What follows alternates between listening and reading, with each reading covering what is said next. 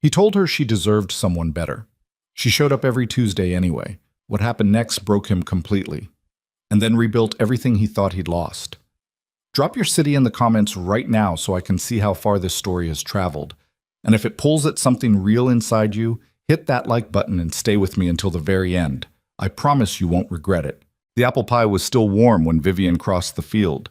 Dylan saw her coming from the kitchen window, the way he always did on Tuesday mornings, though he would never in 1,000 years have admitted that out loud. She moved through the tall October grass without hurrying, wicker basket hooked over one forearm, dark hair pulled back in that loose way that meant she hadn't fussed over it. A few strands caught the wind and refused to stay put. She wasn't dressed the way people in town expected a billionaire to dress. She never was, out here. Just faded jeans, work boots with real dirt on them, and an old canvas jacket she'd probably owned since before her company cleared its first $100 million. Dylan turned away from the window before she reached the fence line. He poured himself a second cup of coffee he didn't need and stood at the counter with both hands wrapped around the mug, staring at the worn grain of the oak wood, and told himself the same thing he told himself every single Tuesday morning without fail, that this was just a neighbor thing. Small towns work that way. People looked out for each other, casseroles and pie and company on hard days. That was just how things were done in Caldwell Creek, Virginia, and there was nothing unusual about any of it. He almost believed it. Dad. His son's voice drifted in from the hallway, still dragging sleep behind it. Noah was 7, and he had his mother's voice, that slightly raspy morning quality that used to make Dylan's chest ache so bad he couldn't breathe. 3 years later, it still caught him sometimes, in unguarded moments like this one. Is Vivian here yet? Not yet, Dylan said, which was a lie. He could already see her opening the gate latch. He heard the knock 2 minutes later. 3 light ones, evenly spaced, her knock, the one he'd memorized without meaning to. And then the familiar groan of the screen door because she knew by now that it was always unlocked on Tuesday mornings. He'd never told her that. She'd just figured it out, the way she seemed to figure out most things without being told. There he is. Her voice changed when she talked to Noah. It got softer at the edges, less careful, like she wasn't monitoring herself anymore. Dylan heard his son's feet hit the hardwood at a run. You made pie. Not a question. Noah said it with the kind of absolute certainty that only 7-year-olds have about things that matter. Apple, with the brown sugar crust, the way you like it. Can I have some for breakfast? That's entirely your dad's call, and I'm staying out of it. Dylan finally turned around. Vivian was crouched down to Noah's level, which meant her boots were going to leave little half-moon marks on the kitchen floor from the heels, same as always. She had the basket open, and Noah was already reaching in, and she was letting him, watching his face with an expression that Dylan had to look away from because it did something complicated to his chest that he hadn't figured out how to name yet. Morning, she said, glancing up at him. Morning. He nodded at the basket. You didn't have to do all that. I know I didn't have to. She stood up, set the basket on the counter beside him, close enough that he caught the faint smell of cinnamon still clinging to her jacket.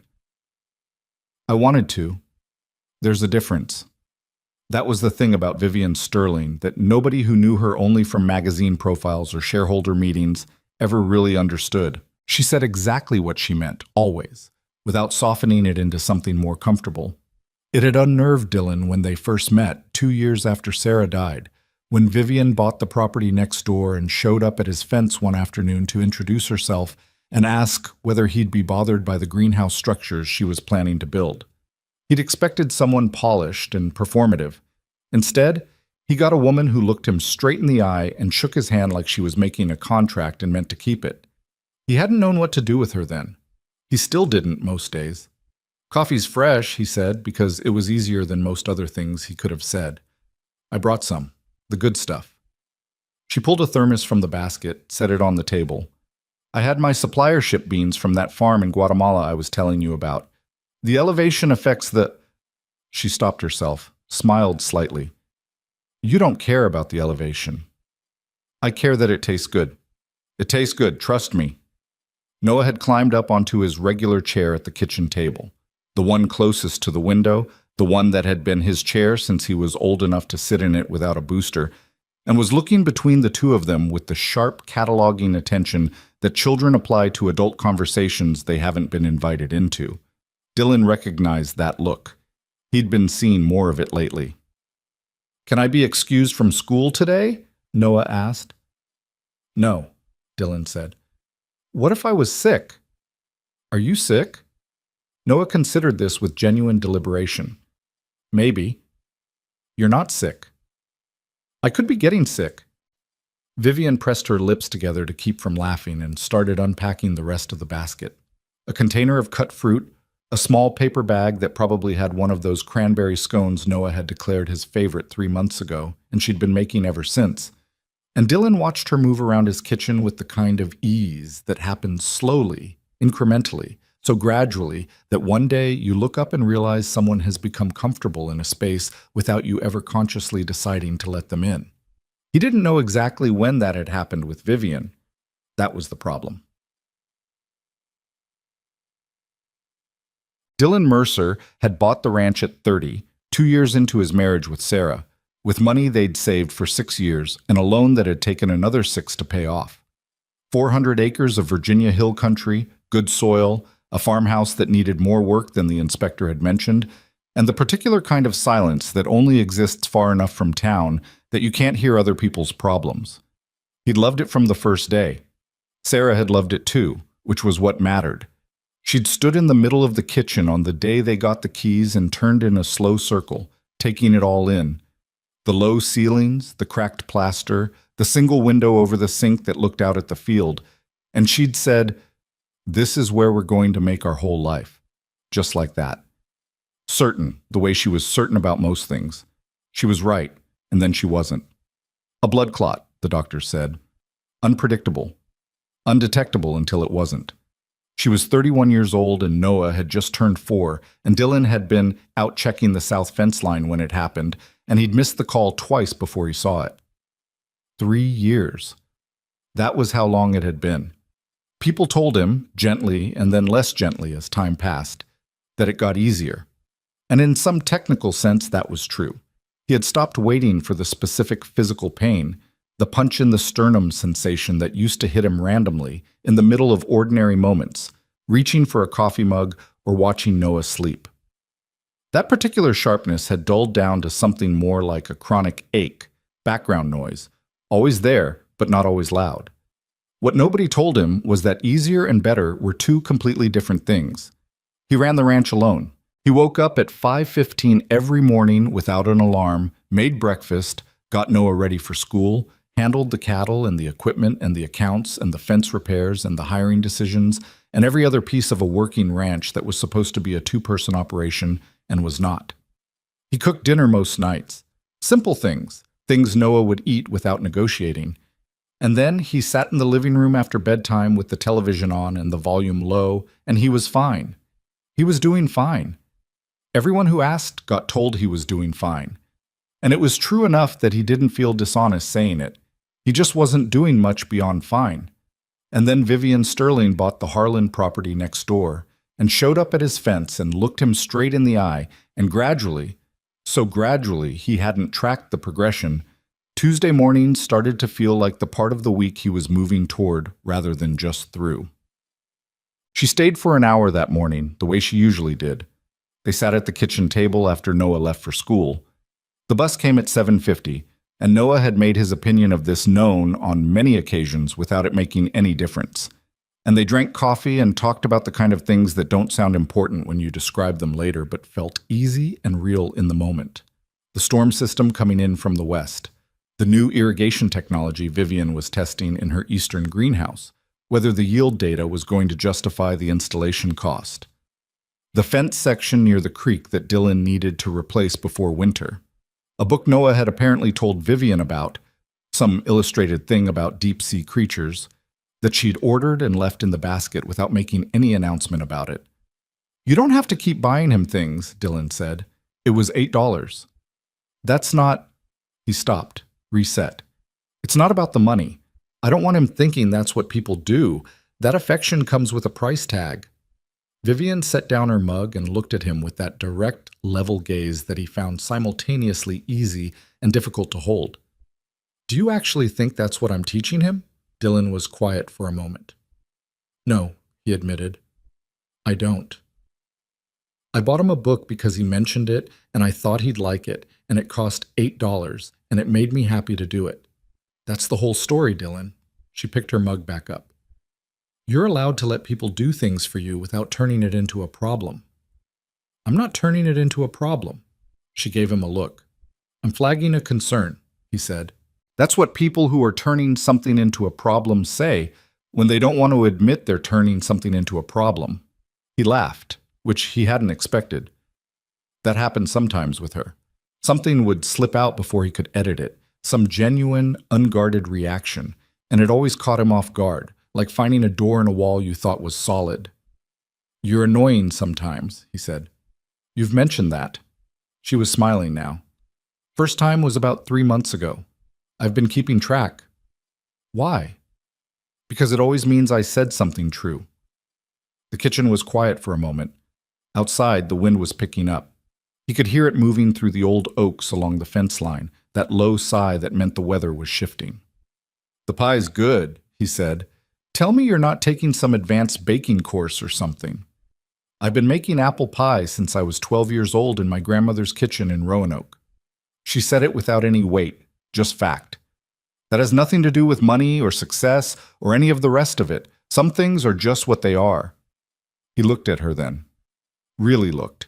Instead of the careful half-attention he usually managed around her. She was 30 years old. He knew this the way you know things about a neighbor, incidentally, without asking. He'd seen a profile piece once, one of those glossy magazine features his sister had left at the house, and he'd skimmed it the way you skim things you don't want to admit you're interested in. Vivian Sterling, founder and CEO of Terravance Agricultural Systems, a company she'd started at 24 with a business plan and a prototype, and a stubbornness that apparently made investors either love her or walk out of rooms. Worth somewhere north of $2 billion now, though she drove a 6-year-old pickup truck and kept a compost pile behind her greenhouse and argued good-naturedly with the man at the farmer's market about heirloom tomato varieties. She could have lived anywhere in the world. She lived in Caldwell Creek, Virginia, in a sprawling stone farmhouse that her company used partly as a research facility and partly as her actual home, and she crossed the field every Tuesday morning with a basket over her arm, like the money and the magazine profiles were somebody else's life. Why do you do this? The question came out before he'd decided to ask it. He'd meant to let the moment pass the way he usually did. Vivian looked up. Do what? This.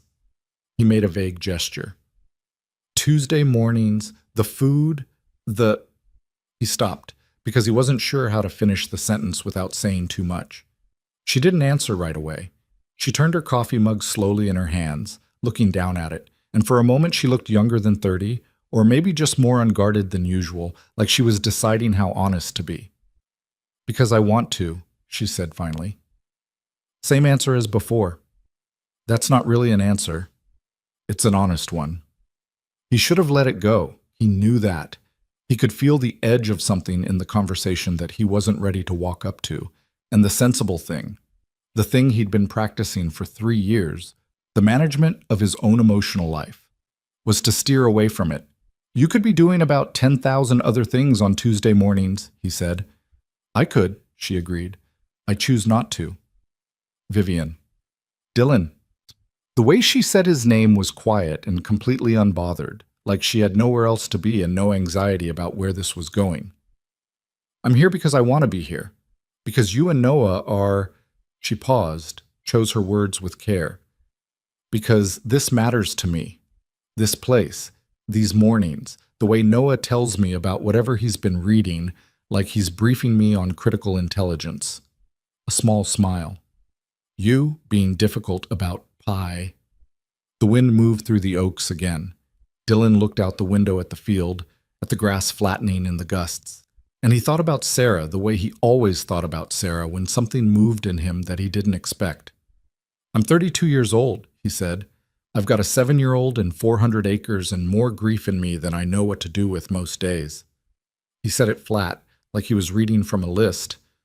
You've got... He shook his head slightly. You've got the rest of the world. Opportunities I can't even conceptualize.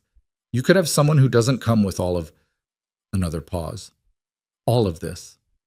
Vivian was quiet. Then she stood up, gathered her jacket from the back of the chair, picked up the now empty basket. If only I were 20 years younger, Dylan said, and he meant it as a joke, a deflection, a way to put the whole conversation back into comfortable territory. He even managed something close to a smile. Right? Vivian looked at him, not through him, not past him, at him, straight and steady and with something in her expression that he'd seen before but never let himself read correctly. 20 years wouldn't change a thing, she said. Not a joke, not a deflection. She said it the way she said everything. Like she meant exactly what the words said, no more and no less, and was prepared to stand behind them. Then she picked up her basket and walked out the screen door and across the field, and Dylan stood in his kitchen watching her go.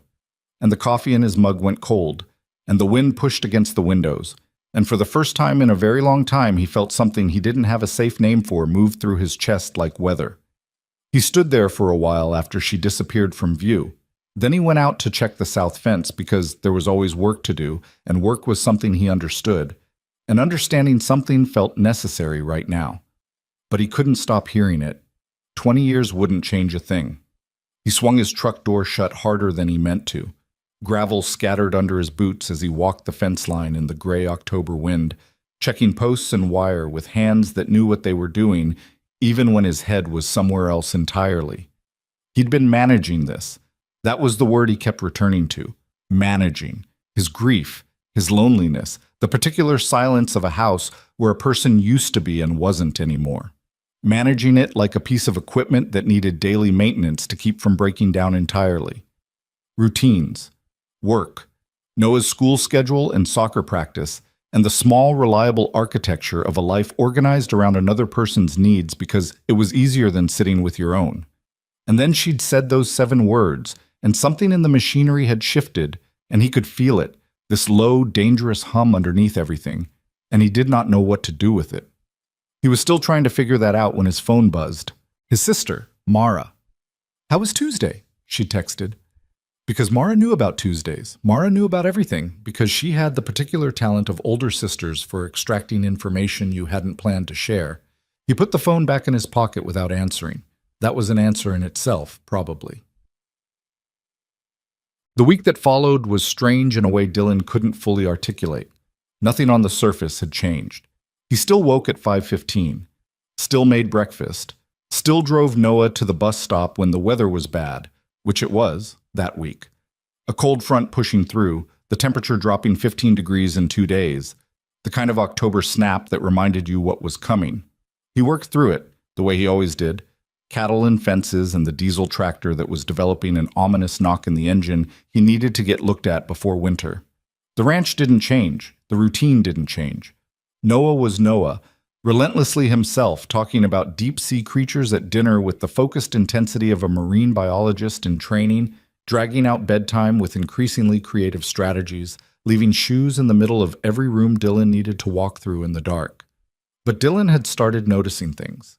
Things he'd apparently been noticing for a while without letting himself register them clearly. He noticed the Tuesday mornings, not just that Vivian came, but that she always came. Through a month last spring when he'd been short-tempered and difficult and probably not much company, she'd come. Through the 3 weeks in August when the drought stress had him up at 4 in the morning, running numbers and running scenarios and running out of options until a late rain saved the hay crop by about 48 hours.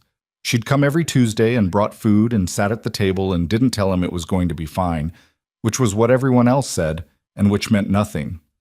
She just showed up. He noticed how Noah lit up when she arrived. Not the polite warmth of a kid being good for a neighbor. Actual full brightness joy. The kind that's involuntary. The kind Noah had with very few people. His grandparents. His best friend from school. Vivian. He noticed the way she'd learned his son.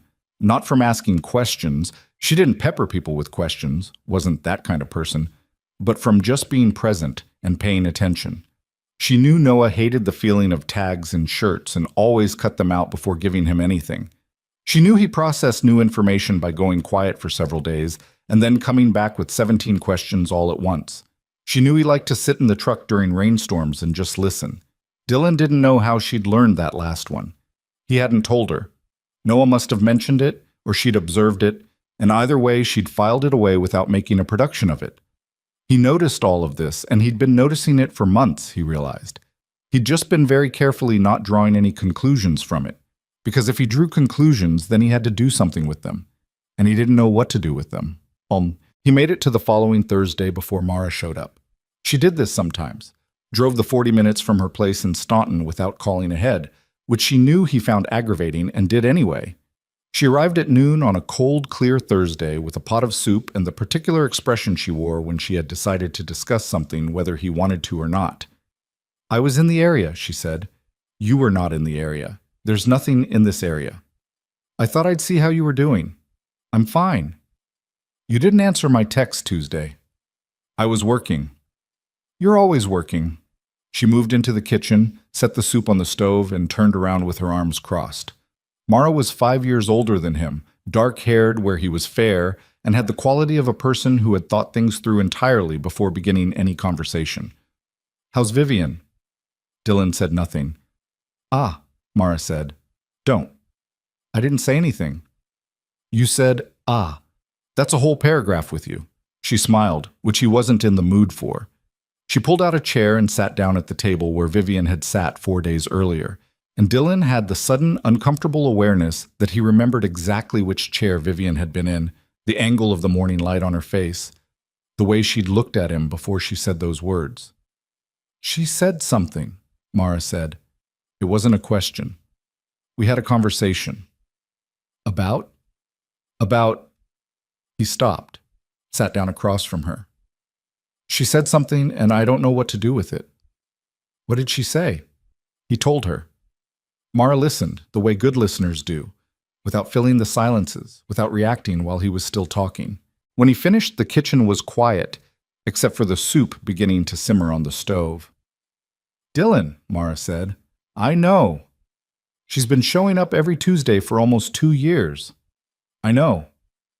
And you've been letting her. She's a neighbor." Mara looked at him with the patient, faintly exasperated expression of someone who has watched a person trip over the same route repeatedly. "She's not just a neighbor, and you know that. She's—" He put his elbows on the table, pressed his hands against his face. "Mara, she's 30 years old. She runs a billion-dollar company. She could have anyone." He dropped his hands. What would she want with a widowed rancher who can barely keep his equipment running and still hasn't figured out how to be a person again? The words sat in the air between them. "You are a person," Mara said quietly. "I'm a version of one." "That's the most honest thing you've said in a long time." He didn't answer. "Sarah's been gone 3 years." Mara's voice was careful, but not soft, because soft wasn't how she did things. "And you've been treating your whole life like a holding pattern since then, waiting for something. I don't know what. Permission, maybe." She looked at him. "Nobody's going to give you permission, Dylan. Not me, not Vivian, not Sarah from wherever she is. You have to decide what you're doing with the time you've got." "I'm not ready." "I know you think that." She stood up, stirred the soup, tasted it, added something from the spice cabinet she found without having to search for it. "But I think you're more scared of being ready than you are of anything else." He didn't tell her she was wrong, because she wasn't. The Saturday before the next Tuesday, Dylan ran into Ethan Caldwell at the hardware store. He'd seen Caldwell around town before, hard not to, in a place as small as Caldwell Creek, where newcomers accumulated attention like static electricity. Ethan Caldwell was 28, had apparently made a significant amount of money developing some kind of real estate software platform, and had moved to the area 6 months ago claiming he wanted a quieter life, which was what rich people from cities said when they moved to places like Caldwell Creek, and then spent 6 months driving too fast on the county roads and leaving their shopping carts in the middle of the grocery store aisle. Dylan didn't dislike him particularly. He just didn't know him. But he'd heard his name lately. Heard it from the woman at the post office who knew everything. Heard it from his neighbor Pete, who mentioned it while fixing the tractor. Heard it with Vivian's name attached, in that particular small-town way that meant the gossip had already done several laps around town without stopping to check if it was true. Ethan Caldwell was pursuing Vivian Sterling. That was the story. Dylan heard it and filed it away and told himself it was none of his business. He told himself that while standing in the hardware store selecting chain links when Ethan Caldwell came around the end of the aisle and gave him that easy, confident smile of someone who had never had trouble being liked. Dylan Mercer, right? The ranch next to Vivian's? That's right. Ethan extended a hand which Dylan shook. Ethan Caldwell. I've heard good things. A pause. She talks about you, you know. And your son. Dylan kept his expression neutral, which he was good at. 3 years of managing everything alone had made him very good at his face. She's a good neighbor. She's great, Ethan said, with a warmth and an emphasis that made the sentence into something more than it looked like. I'm hoping she'll let me be more than a good one. He smiled again, easy, guileless, the smile of someone who saw no reason this wouldn't work out. Anyway, good to meet you. I'll probably see you around. He moved down the aisle. Dylan stood with a fistful of chain links and watched him go, and felt, moving through him in a wave that he recognized and deeply resented, something he hadn't expected. He was 32 years old, and he recognized jealousy the way you recognize an old injury, not because it hurt the same way it used to, but because of the particular place it lived. He put the chain links in his cart and got out of the hardware store and drove home, and spent the rest of the afternoon doing physical work until the feeling settled into something he could reasonably ignore. He was good at ignoring things. He'd had practice. Tuesday came. He was at the window again at 7:40. He told himself he wasn't going to be. He was there anyway. She came across the field with the basket. Same route she always took, through the tall grass, around the old elm with the split trunk, through the gate. He could tell by the way she was carrying the basket that there was something heavier in it than usual. The knock. The screen door. Morning. She set the basket on the counter and started unpacking, same as always, her back to him. And he looked at her and thought about 20 years wouldn't change a thing, and thought about Ethan Caldwell's easy smile, and thought about Mara's voice saying, "You're more scared of being ready than anything else." "Noah's already at school," he said. "Bus came early." "I know. I saw him at the end of the driveway." She turned around, looked at him. Something shifted in her face. A slight recalibration, that awareness she had, that particular attentiveness to what was actually happening in a room. "You okay?" "Fine." She looked at him for a moment longer. "Okay," she said, in the tone of someone who didn't believe that but wasn't going to push. They sat down with coffee. Dylan looked at the table. The light came through the window the way it always did on Tuesday mornings, low and golden, the October version of it that made everything look slightly more significant than it was. "I ran into Ethan Caldwell," he said. Vivian's hand stayed still around her mug. "Okay." "He said you talk about me." "I mention you. You're my neighbor and my friend." "He seems like he's—" Dylan stopped, tried again. "He seems interested in you." "He is." She said it plainly. "He's made that clear." "And?" Vivian looked at him steadily. "And what?" Dylan felt the conversation at the edge of something again, the same edge as last week, and this time he didn't steer away. He walked straight up to it and stood there. "Are you interested in him?" She was quiet for a moment. The refrigerator hummed. Outside, a crow landed on the fence post and sat there being a crow. "No," Vivian said. One word. "Why not?" It came out rougher than he intended. He heard it and couldn't take it back. Vivian set her mug down carefully. She looked at him, and there was something in her expression now that hadn't been there before. A kind of careful measurement, like she was deciding exactly how much of herself to put on the table. "You know why not," she said. "Vivian, don't." Her voice was quiet, but there was steel underneath it. "Don't ask me a question you already know the answer to, and then act surprised when I answer it." "I don't—" He stopped. His hands were flat on the table. He could feel his own heartbeat, which was annoying. "I don't know what you want from this." "Yes, you do."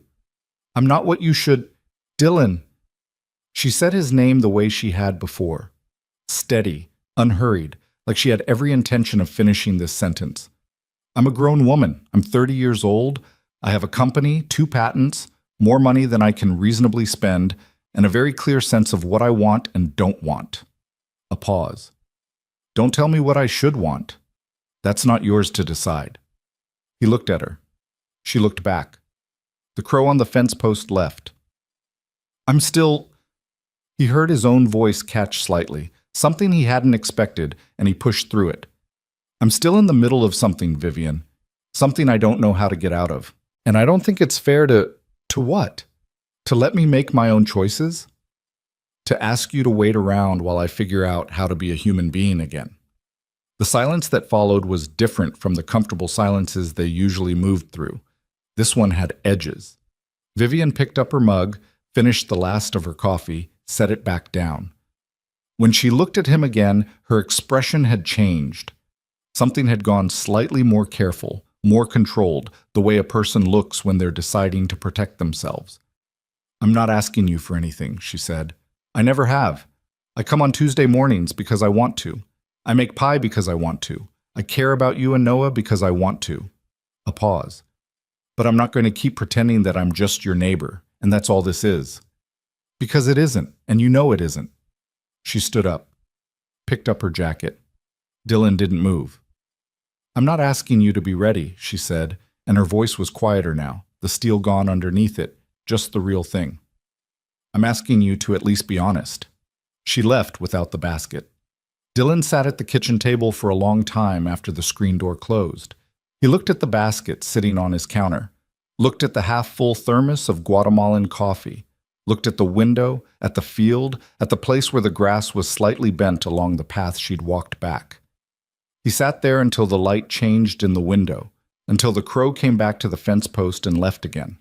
Then he got up, went out to the barn, and started fixing something that had been broken for weeks, working with both hands in the cold air until the feeling in his chest quieted down to a manageable hum. But it didn't go away. It didn't go away at all. The basket stayed on his counter for 4 days. Dylan kept meaning to return it. That was what he told himself every time he walked past it. I need to get that back to her. And then he didn't, because returning it meant walking across the field to her house, and walking across the field to her house meant having a conversation he didn't know how to have yet. So the basket sat there, wicker handle slightly tilted against the backsplash, a quiet accusation he couldn't quite look at directly. Noah noticed it on Wednesday morning. How come Vivian's basket is still here? I haven't had a chance to return it. You could just walk it over. I know I could. Noah looked at him with that 7-year-old directness that didn't know yet to dress itself up as something more polite. Did you have a fight? No, we didn't have a fight. You look like you had a fight. I look like I need you to finish your cereal and get your backpack. Noah ate 3 more spoonfuls, watching Dylan over the rim of his bowl with the patient, observational quality he'd had since he was about 2 years old. Sarah's quality, that watchfulness, the ability to sit quietly and gather information without tipping anyone off that he was doing it. He'd get that from her.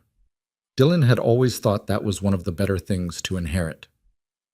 She'll come back on Tuesday, Noah said finally, with the certainty of someone stating a fact about weather or gravity. She always comes on Tuesday. Dylan didn't answer that. He drove Noah to the bus stop, came home, and stood in the kitchen looking at the basket for another full minute before he went out to the barn. He thought about what Vivian had said. I'm not asking you to be ready. I'm asking you to at least be honest. He turned those words over while he worked, the way you turn a stone in your hand, checking the weight of it. He'd been honest, hadn't he? He'd told her he was still in the middle of something. He'd told her it wouldn't be fair. Those were honest things.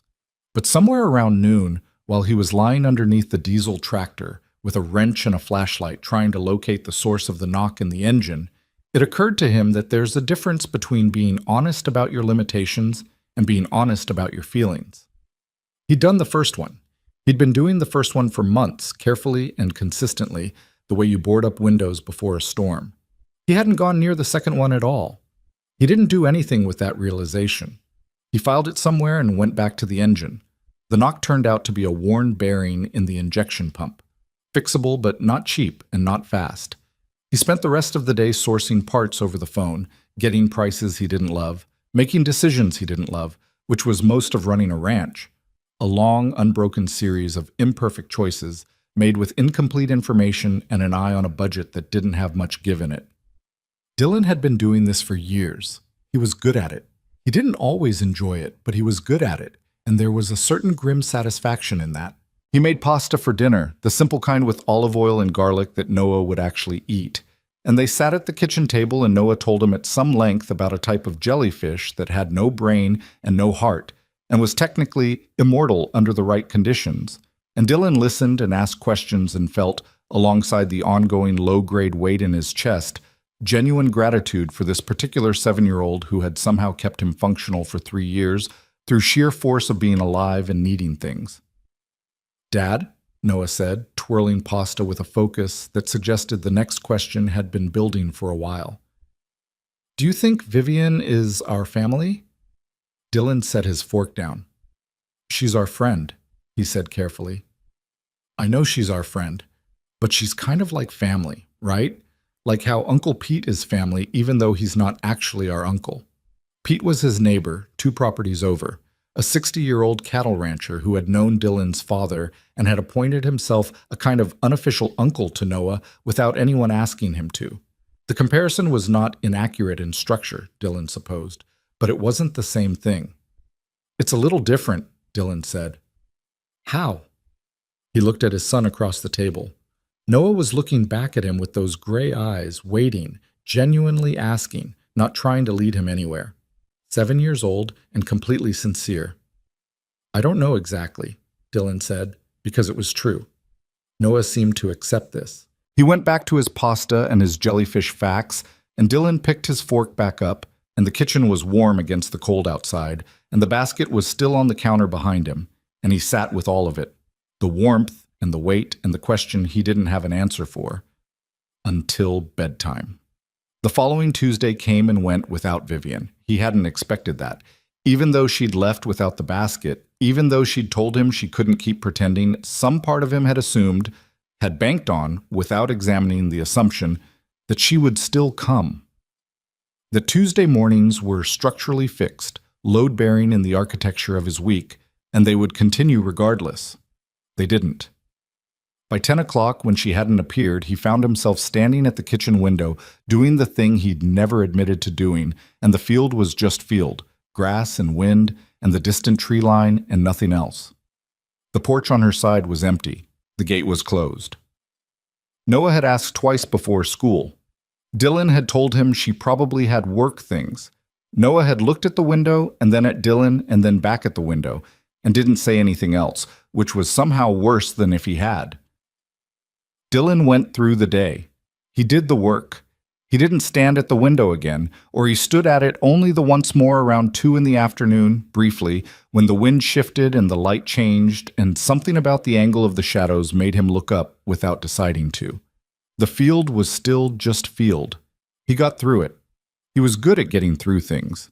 But that night, after Noah was asleep, Dylan sat in the living room with the television off.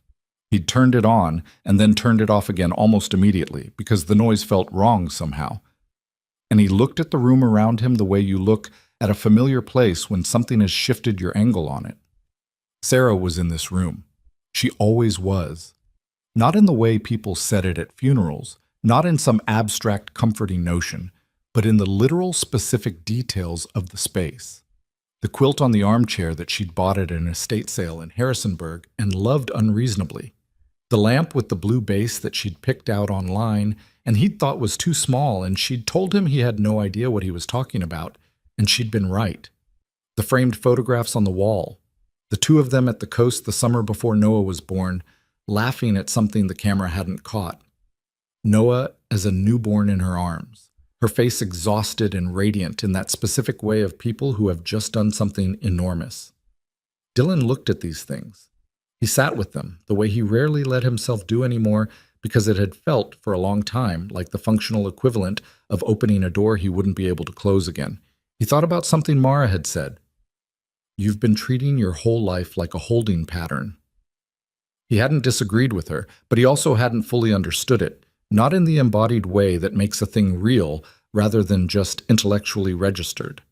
He understood it better now, sitting in this room with the television off and the house quiet, and the realization settling over him that he'd furnished his grief like it was a room he planned to live in permanently, arranged it, kept it tidy, made it livable. He wasn't sure when he'd stopped thinking of it as temporary. He sat there long enough that the clock in the hallway chimed 11, which was later than he usually stayed up. Then he got up, turned off the lights, and went to bed, and lay in the dark for a while before sleep came for him. He thought about the 7 words again. He thought about Ethan Caldwell's easy smile. He thought about Noah's question, "Do you think Vivian is our family?"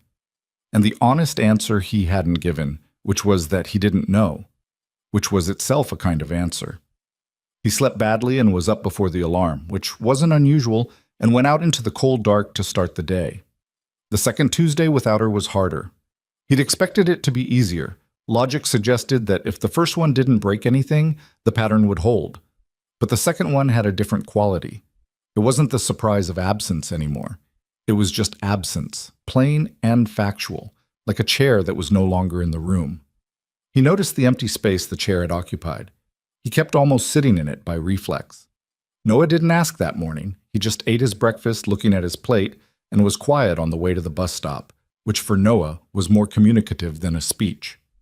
Dylan came back to the empty house and stood in the kitchen and looked at the basket, which was still there because he still hadn't returned it, and something shifted in him that he couldn't entirely account for. A movement, like tectonic, deep and slow and difficult to stop once it started. He left the basket where it was. He went to work. But the week had a texture it didn't used to have, and he noticed it constantly, like a rough edge on something he handled every day. It was around this time that the town started talking. Caldwell Creek was small enough that information moved through it like water through soil, pervasive, finding its way into everything without being directed. Dylan heard things the way he always heard things in small towns, sideways, incidentally, from people who were telling him something else and folded it in as an aside. The woman at the feed store mentioned she'd seen Vivian Sterling at the harvest dinner with that Caldwell boy. Wasn't that something? Pete, fixing his portion of the shared fence line, noted that Ethan Caldwell had been seen at the farmer's market 2 weeks running and seemed to be spending a notable portion of his time in Vivian's orbit. "Just what I heard," Pete said, with the specific neutrality of someone who had formed a definite opinion and was pretending not to have. "Good for them," Dylan said. Pete looked at him. "I mean it," Dylan said, and meant it about 40%, and knew that Pete knew this. "Right," Pete said, and they went back to the fence. But the information lodged in him somewhere it had no business being, and he kept finding it there in unguarded moments, while eating, while doing the evening check on the cattle, while lying in bed in the dark. The idea of Vivian at the harvest dinner with Ethan Caldwell. The idea of her choosing, over time and with good reason, to turn towards someone who wasn't standing in his own kitchen, telling her all the reasons she deserved better. He began to understand, an idiot. He understood this the way you understand something you've known for a while but kept finding reasons not to accept. Suddenly, all at once, with a clarity that felt less like revelation and more like embarrassment. The question was what to do about it. He didn't have an immediate answer. What he had instead was 3 weeks of managing badly, which manifested in small ways. He snapped at Pete about something trivial and then had to apologize. He burned dinner twice, which he never did. He agreed to drive Noah to a birthday party on the wrong Saturday and had to do a 20-minute scramble to fix the calendar confusion, which Noah found hilarious and Dylan found mortifying. He was distracted. He was bad at being distracted. He had structured his entire life around not being distracted. Mara called on a Thursday evening, which was unusual. She was more of a text person, as a rule. "I heard something," she said without preamble. "Okay." "About Vivian and Ethan Caldwell." "You're 40 miles away?" 42. "It doesn't matter. Small towns have long arms." A pause. "I also heard from Pete that you've been acting like someone who ran over his own dog." "I have not." "Dylan." He was quiet. "Is this the part where you wait until she's actually with someone else before you do anything about it?" Mara's voice wasn't unkind. It was just direct, the way it always was. The directness that used to drive him crazy when they were growing up and that he'd come around to appreciating as an adult, because at least he always knew exactly what she thought. Because I want to flag that as a strategy, it has significant problems. I don't have a strategy. That's exactly what I'm flagging. Mara. He was sitting at the kitchen table, the lamp making a small warm circle in the otherwise dark room. I don't know how to... He stopped. The words he had were insufficient. They kept being insufficient. I still love Sarah. I know you do. No hesitation. Dylan, I still love Sarah too. Nobody is asking you to stop. That's not how any of this works. It feels like... He pressed a hand over his eyes. It feels like if I move towards something else, I'm... You're what? Undoing it? Saying it didn't count? Mara's voice was quiet but steady. She counted. She'll always count. You had a real life together and a real loss, and none of that goes away because you're still alive, and she isn't. A pause. But you are still alive, and Noah needs you to be alive. Not surviving. Alive. He didn't say anything. You think she'd want this for you? Mara asked. 3 years of fine? That's what she'd pick for you? Don't do that. I'm not doing anything. I'm asking. The lamp flickered slightly. A bulb getting old, he'd been meaning to replace it. He watched it stabilize. No, he said finally. She wouldn't want this. He heard Mara exhale. Not relief exactly, more like someone setting down something heavy. So figure out what you're going to do, she said, before you run out of time to do it. She hung up because Mara wasn't one for long goodbyes. Dylan sat at the table for a while. The lamp stayed on. Outside, the wind was up again, the same kind of October wind as the morning Vivian had walked away from him the first time, which felt like it had been a different year entirely rather than just a few weeks ago. He thought about Noah asking whether Vivian was family. He thought about the Tuesday mornings and everything they had accumulated in 2 years. The conversations, the silences, the apple pie, the book about deep-sea creatures, the way she'd cut the tags out of things she gave Noah without being asked or thanked. He thought about her standing in his kitchen saying, I'm not asking you to be ready. I'm asking you to be honest. He hadn't been honest. That was the truth. He'd been honest about his limitations and his grief and his complicated arithmetic of self-protection. He'd said all of those things very clearly, but he hadn't once said the actual thing, which was that when she wasn't there, the week had a quality to it like a structural problem, something load-bearing that was missing, and you didn't always notice it until you tried to put weight on the space and felt the floor go wrong. He hadn't said that. He'd said you deserve better, which was a way of saying something else entirely without having to feel the full weight of it. He went to bed that night with the decision not quite formed, but the shape of it visible, the way you can see the outline of something in the dark before the lights come up. He was going to have to say the actual thing. He just had to find the moment, and he kept finding reasons why the moment wasn't right. He was too busy, or Noah had something going on, or it wasn't his place to go to her when he'd been the one who pulled back. He spent another full week constructing reasons, which he was aware he was doing, which didn't stop him from doing it. And then the town harvest festival arrived and made the decision for him, the way events do when you've been putting something off long enough. The Caldwell Creek Harvest Festival happened every year in the first week of November, same as it always had. A long weekend of outdoor stalls and cider and pumpkin things. The high school marching band working through their fall repertoire with varying levels of success. The community center opening up for evening dinners that managed to be chaotic and comfortable simultaneously. Dylan had gone every year since moving to Caldwell Creek, and after Sarah died, he'd kept going because Noah loved it, and stopping would have felt like surrendering something he wasn't ready to surrender. He'd planned to go this year, but the week leading up to it was bad. A combination of equipment issues and a sick calf, and a section of roof on the equipment barn that chose that week to develop a leak. And by the Friday evening, he was running on less sleep than was sensible, and had that particular gritty, short-tempered quality of a man who has exceeded his operational capacity and knows it. He made the decision, standing in the barn in the rain, that he was staying home Saturday evening. Noah could be disappointed. Dylan would make it up to him some other way. He needed 8 hours of sleep and an evening without anything demanded of him, and that was what he was going to do. He put Noah to bed, made that decision official, and was back downstairs by 8:15 with a bowl of leftover soup and the specific peaceful feeling of a man who has decided not to go anywhere and is completely at peace with it. He thought about Vivian once, briefly, because he'd heard she might be at the festival. The woman at the feed store had mentioned it. Another piece of incidental town information lodging itself in him unbidden. He thought about her being there with Ethan Caldwell, walking through the stalls, drinking cider, and he sat with that thought the way you sit with something that hurts in a manageable way. Not unbearable, not good, just true. He finished the soup. He cleaned the bowl. He turned on the television and watched about 20 minutes of a documentary about something he couldn't have described afterward. And then, at 9:47 by the clock in the hallway, he heard footsteps on the porch. 3 knocks, light, evenly spaced. Dylan stood up.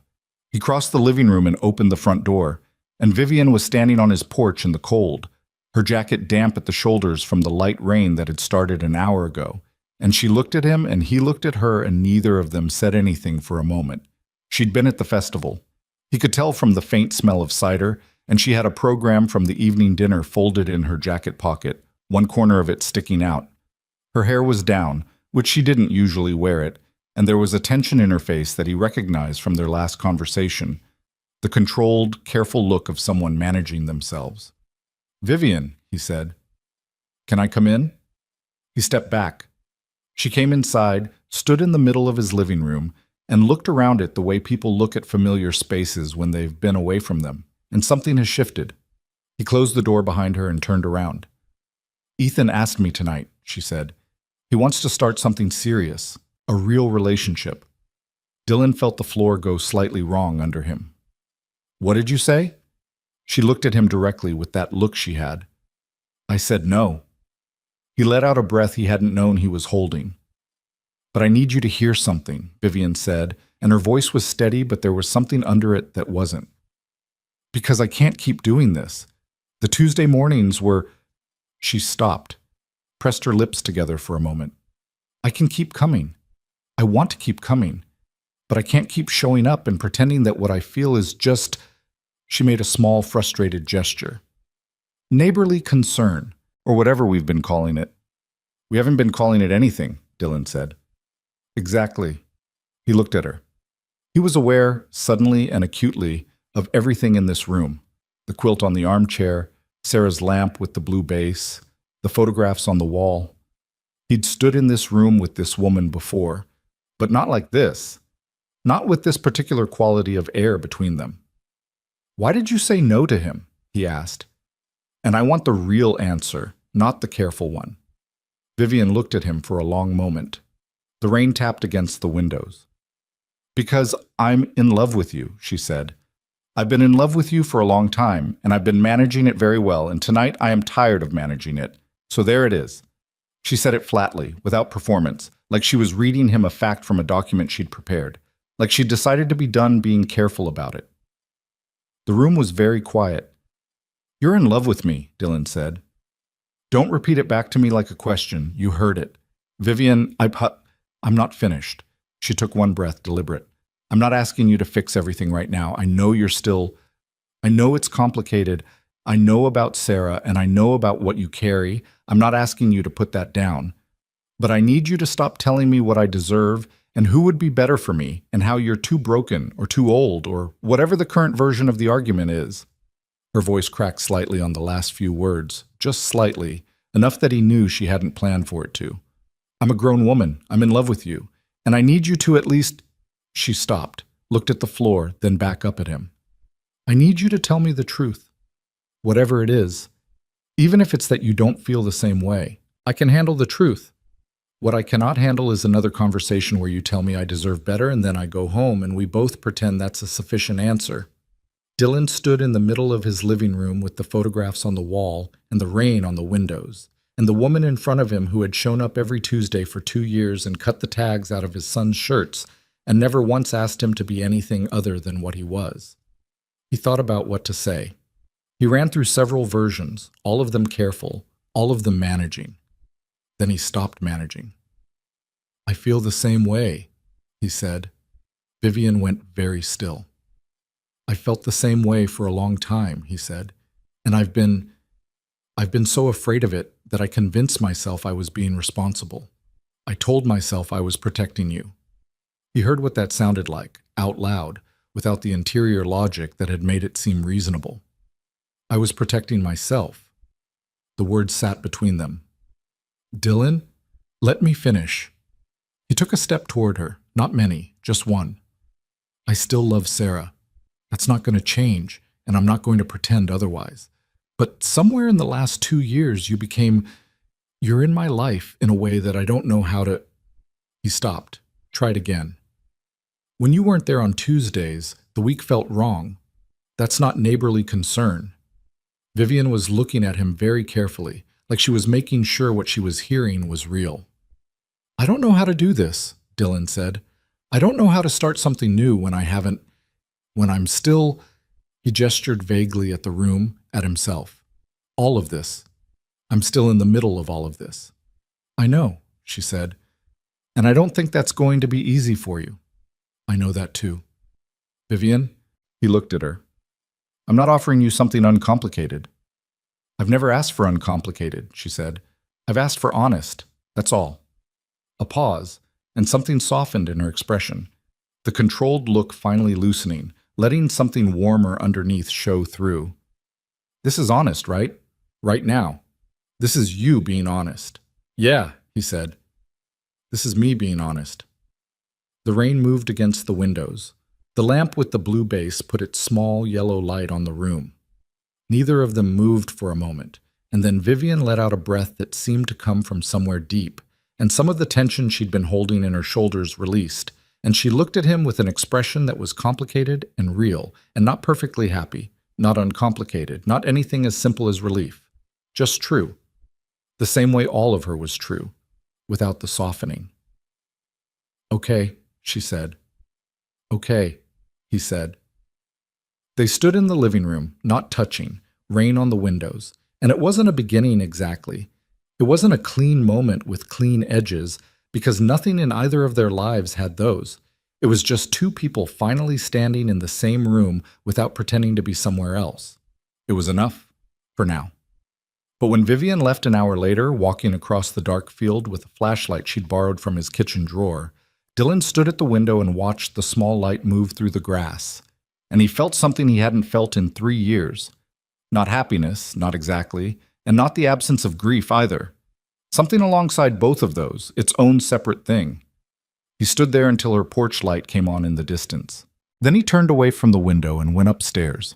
And for the first time in longer than he could calculate, he fell asleep without lying in the dark for an hour first.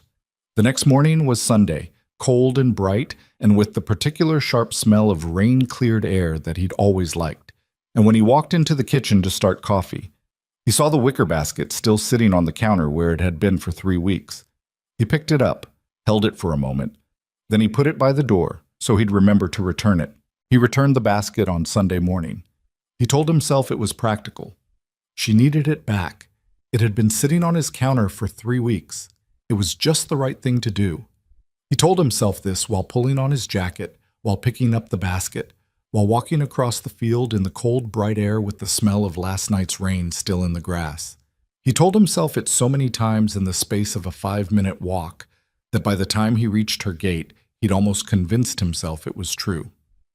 Vivian answered the door in what were clearly work clothes, the kind that meant she'd been up for hours already, a flannel shirt with a coffee stain near the cuff that she either hadn't noticed or had decided not to care about, hair pulled back with the specific carelessness of someone who had more important things to think about. She looked at him, then at the basket, then back at him. I kept meaning to return it, Dylan said. I noticed. He held it out. She took it, and then she stepped back from the door in a way that was clearly an invitation, so he came inside.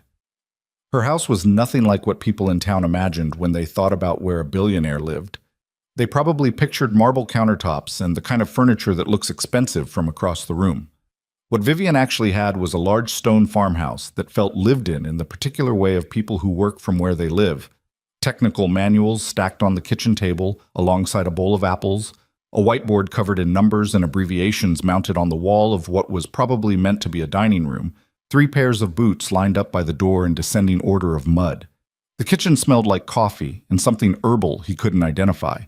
"You want coffee?" she asked, already moving toward the pot. "Sure." She poured 2 cups and handed him one. And for a moment they stood in her kitchen the way they'd stood in his kitchen 100 Tuesday mornings. And Dylan thought about how strange and specific it was that the same 2 people in a different kitchen felt like a different version of something familiar. "About last night," he started. "You don't have to debrief it," Vivian said. Not unkindly.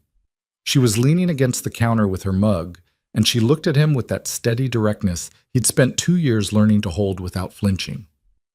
"It doesn't need to be analyzed to death." "I'm not going to analyze it. I just want to say—" He stopped, organized himself. "I meant what I said. I know you did. And I know I can't promise you that I'm going to be—" He made a gesture that was inadequate to what he was trying to say. "Easy about this. I'm probably going to be difficult." A corner of her mouth moved. "Dylan, you've been difficult since the first conversation we ever had. You didn't seem to mind." "I didn't," she said. "I still don't." He looked at her. She looked back. Outside, a crow landed on her porch railing and sat there for a moment, self-important, before deciding elsewhere was better, and leaving. "Okay," Dylan said. "Okay," she said. It wasn't a dramatic beginning.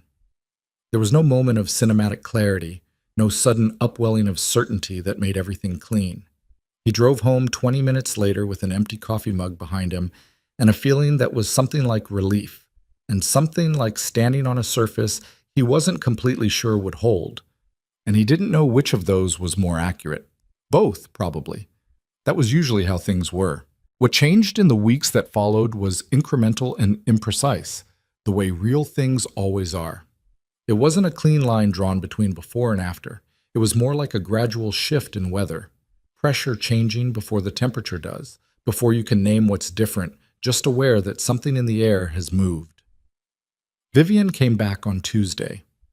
Noah reacted to her return with the particular understated intensity of a child who isn't going to say how much something mattered to him, but can't entirely hide it either. He talked faster than usual, interrupted himself twice, and presented her with a drawing he'd apparently made during the week of some deep-sea creature he'd read about, which she received with the seriousness it deserved, asking specific and genuine questions about the bioluminescence in the lower appendages. "It's an anglerfish," Noah said, "except I made mine friendlier." "That's a significant creative choice. The original is not particularly friendly." "I know. I looked at pictures. Its teeth are very bad." Dylan watched the 2 of them from across the kitchen, where he was pretending to be interested in his coffee, and felt something move through him that he recognized after a moment as a specific kind of warmth. Not comfortable, exactly. The kind that aches slightly, the way blood returning to a cold hand does. He didn't quite know what to do with it. He put his coffee down and went to find a second chair. They didn't tell Noah anything. It wasn't a decision they made explicitly. They didn't sit down and plan it, didn't have a conversation about timelines or protocols. It was more that neither of them reached for an announcement because neither of them knew yet exactly what they were announcing. Things between them had moved, that was real, but moved to where was still being worked out. And in the meantime, Noah was 7 years old and the most important person in Dylan's life, and deserved not to be caught in the middle of something his father hadn't figured out yet. So Vivian came on Tuesdays, same as always. She came on the occasional Sunday, which was new, and once on a Wednesday evening when she had something from her greenhouse she wanted Dylan to look at, a yield discrepancy in the southwest quadrant that she thought might be a drainage problem. And they walked the property lines until it got dark, arguing in the comfortable way of 2 people who disagree without contempt. And she was right about the drainage, and he told her so, which she accepted without making a thing of it. He found himself looking for reasons to cross the field in the other direction, which was new. It was also strange. He'd spent 2 years with the field between them being a direction he mostly moved in, only when she was already crossing it. Now he'd find himself at the equipment shed with a question about irrigation spacing that he probably could have figured out himself, or with an extra portion of whatever he'd made for dinner because he'd made too much, which he had started doing, he noticed, around this time, making slightly more than 2 people needed. And he'd carry it across the field and feel, the whole way there, like a teenager, which was embarrassing, and he was aware of the embarrassment and went anyway. Vivian never made it easy or sentimental. That was one of the things that made it workable. She didn't soften the edges of herself because the situation was new and tender. She was still direct, still called him out when he was being rigid about things, still argued about the drainage and about whether his approach to the cattle rotation schedule was as efficient as he thought it was. She brought him data from her greenhouse operations that contradicted his assumptions about soil composition and presented it without apology.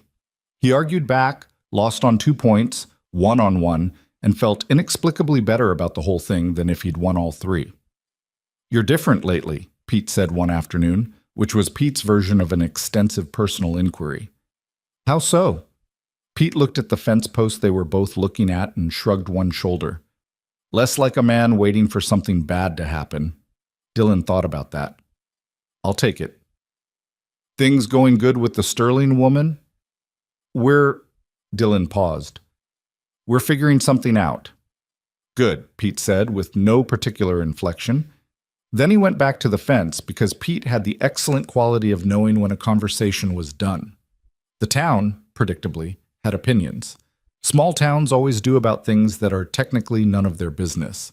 It's a structural feature rather than a flaw, the price of the kind of community where people know your truck and your schedule and whether your hay crop is going to make it through a drought. Dylan heard various versions of what people were saying from various sources who all prefaced it with, "I don't normally pay attention to this kind of thing, but," and then paid significant attention to it. The gist was, people thought it was unexpected. A few people thought it was good. A few people thought the age gap was notable, though 2 years was not particularly notable to Dylan. One person, he didn't know who, it came to him third hand, thought Vivian was making a mistake, could have anyone. Why a rancher with grief baggage and a kid?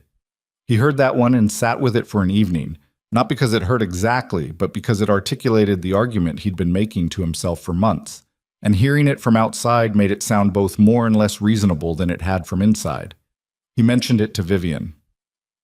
They were in her kitchen, early December by this point, sleet tapping against the windows, and she was going through projected yield data for the next quarter while he sat across the table with a coffee and generally had no useful contribution to make to agricultural technology projections.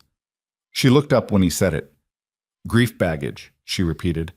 "That's the phrase, apparently." She looked at him steadily. "Dylan, I run a company. I deal with investors, board members, supply chain negotiations, regulatory reviews, and approximately 1 crisis per quarter that could theoretically end the whole operation." A pause. "I think I can handle complexity." "That's not the same kind of complexity." "No," she agreed, "but the principle's the same. You don't walk away from something real because it comes with complications." She looked back at her data. "Whoever said that doesn't know what they're talking about." "They might not be entirely wrong." Vivian set her pen down. "You're doing the thing again." "What thing?" "The thing where you try to talk me out of you." He was quiet. "It doesn't work," she said. "I want you to know that. It hasn't worked once in 2 years. It's not going to start working now." She picked her pen back up. "So you can stop." He looked at her bent over her numbers and felt something that was straightforwardly an uncomplicated affection, which was perhaps the most honest thing he'd felt in a long time, and he didn't try to argue with it. He drank his coffee and let her work and listened to the sleet on the windows. But even with all of this, the coffee in her kitchen, the evenings across the field, the Tuesday mornings restored, something between them now acknowledged and moving slowly toward a shape. Dylan was still carrying what he'd always been carrying, and there were days when he felt it more than others. December had always been harder. It was the month Sarah died, which was a thing he didn't talk about because talking about it didn't do anything useful, but he felt it in the body the way anniversaries work. Not always consciously, but as an atmospheric condition, everything slightly heavier and the days running shorter, and the light that came through the kitchen window thinner and colder. He knew the pattern. He'd learned to work through it like a seasonal change, something to be tolerated rather than solved. This December he was managing it, the same as always, and then one afternoon Noah came home from school quiet in a way that had nothing to do with tiredness, the specific quiet of a child sitting with something he doesn't know how to bring out into the open. Dylan made dinner and they ate it, and Noah pushed his food around more than he ate it. And afterward, he sat at the kitchen table while Dylan was washing dishes and said, without preamble, "My teacher asked us to bring a family picture for the bulletin board." Dylan turned the water off. "Okay, we can find one." "She said family." Noah was looking at the table. "Tyler said it should be the whole family, like a mom and a dad, and kids." "Tyler can mind his own business. He wasn't trying to be mean." Noah looked up. "He's actually nice. He just said that's what family usually is." Dylan dried his hands on the dish towel. He came and sat down across from his son at the table, in the same chair Vivian always sat in, and looked at Noah, who was looking at him with gray eyes that had gotten too good at holding things. "We're a family," Dylan said. "You and me. That's a family." "I know." A pause. "Is Vivian our family?" It was the second time Noah had asked this in 2 months. The first time Dylan had deflected it. "She's our friend. It's different." He'd known even then that it was insufficient. He knew it more now.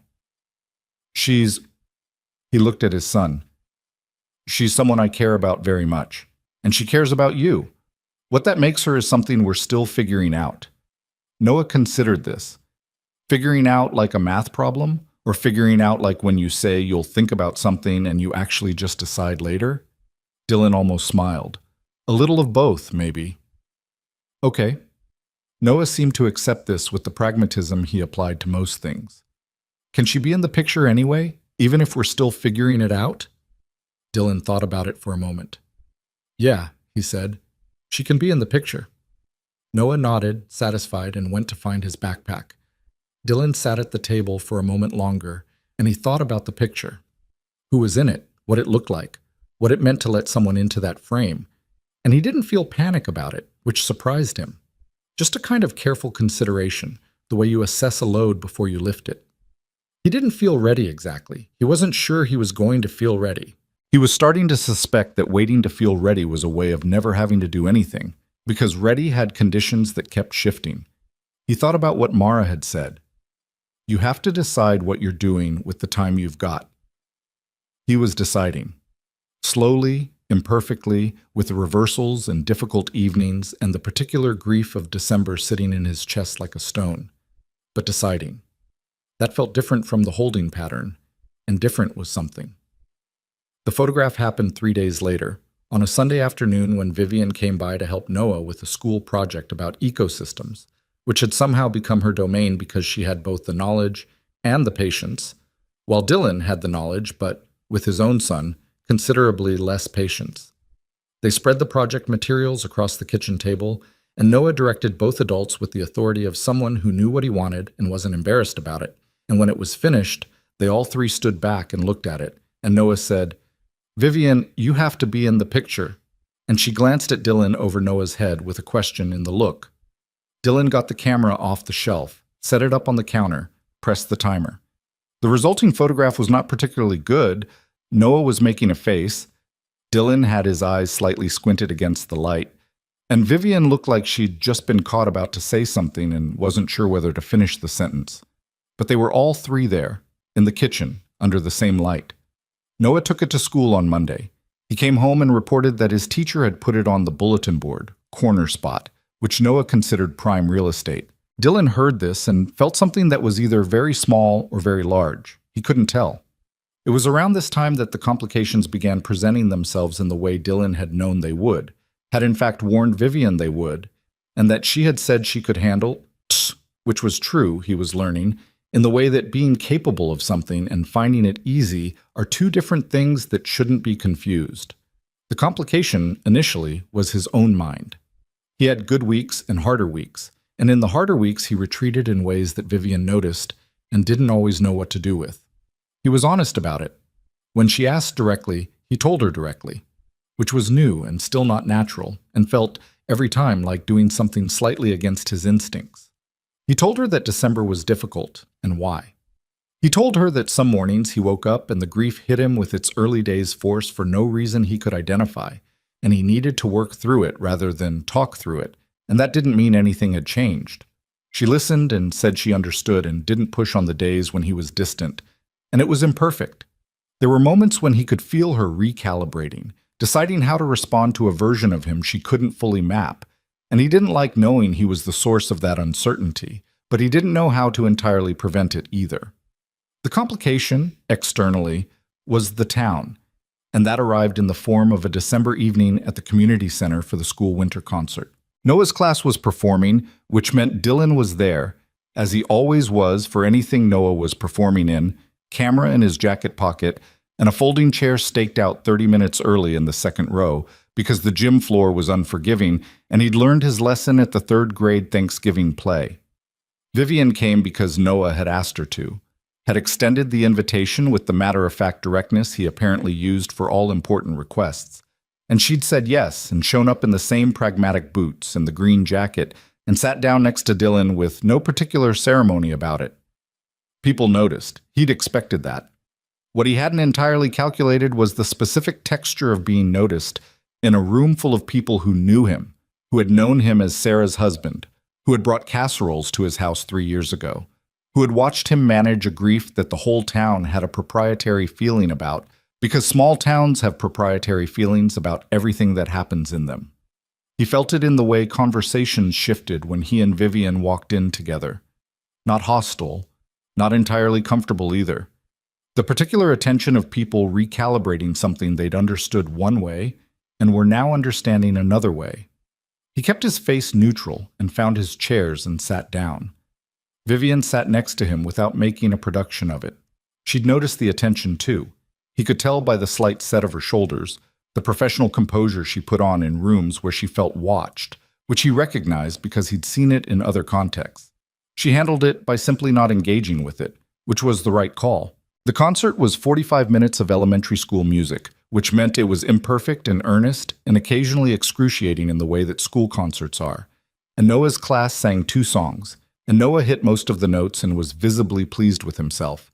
And Dylan photographed all of it and felt, underneath everything, the plain solid fact of being his kid's parent, which never had complications. Afterward, in the gym with cider and cookies and the kind of ambient noise of 100 people in an undersized space, Linda Marsh found them. Linda Marsh had been Sarah's closest friend in Caldwell Creek. She'd been at the hospital. She'd come to the house afterward, many times. She was a good person. Dylan believed that without reservation. And she had a kind of investment in Dylan's grief that came from genuine love for Sarah and genuine care for Dylan and Noah. And that investment was the thing that had made it complicated. She came directly to him, the way Linda always did, and she said hello, and she looked at Vivian beside him, and there was a moment, brief, almost invisible, but Dylan caught it, where her face did something small and pained that she controlled almost immediately. "Vivian," she said, "good to see you." "Linda," Vivian said, and her voice was warm and appropriate, the way she was always warm and appropriate in situations that required it. "I didn't know you'd be here tonight," Linda said, and it was directed at Vivian, but the weight of it was directed at Dylan. "Noah invited me," Vivian said simply. Linda looked at Dylan then. He looked back at her, and he could read the whole conversation in her face. The question she was asking without asking it, the complicated loyalty, the grief she was still carrying for her friend that was her right to carry and that was being rubbed up against right now in a gym with holiday decorations and cider. "He was great tonight," Dylan said, about Noah, because Noah was the thing they could stand on. "He was," Linda said, and her voice was genuine about that. She looked at him for another moment. "He looks good, Dylan. He looks really good."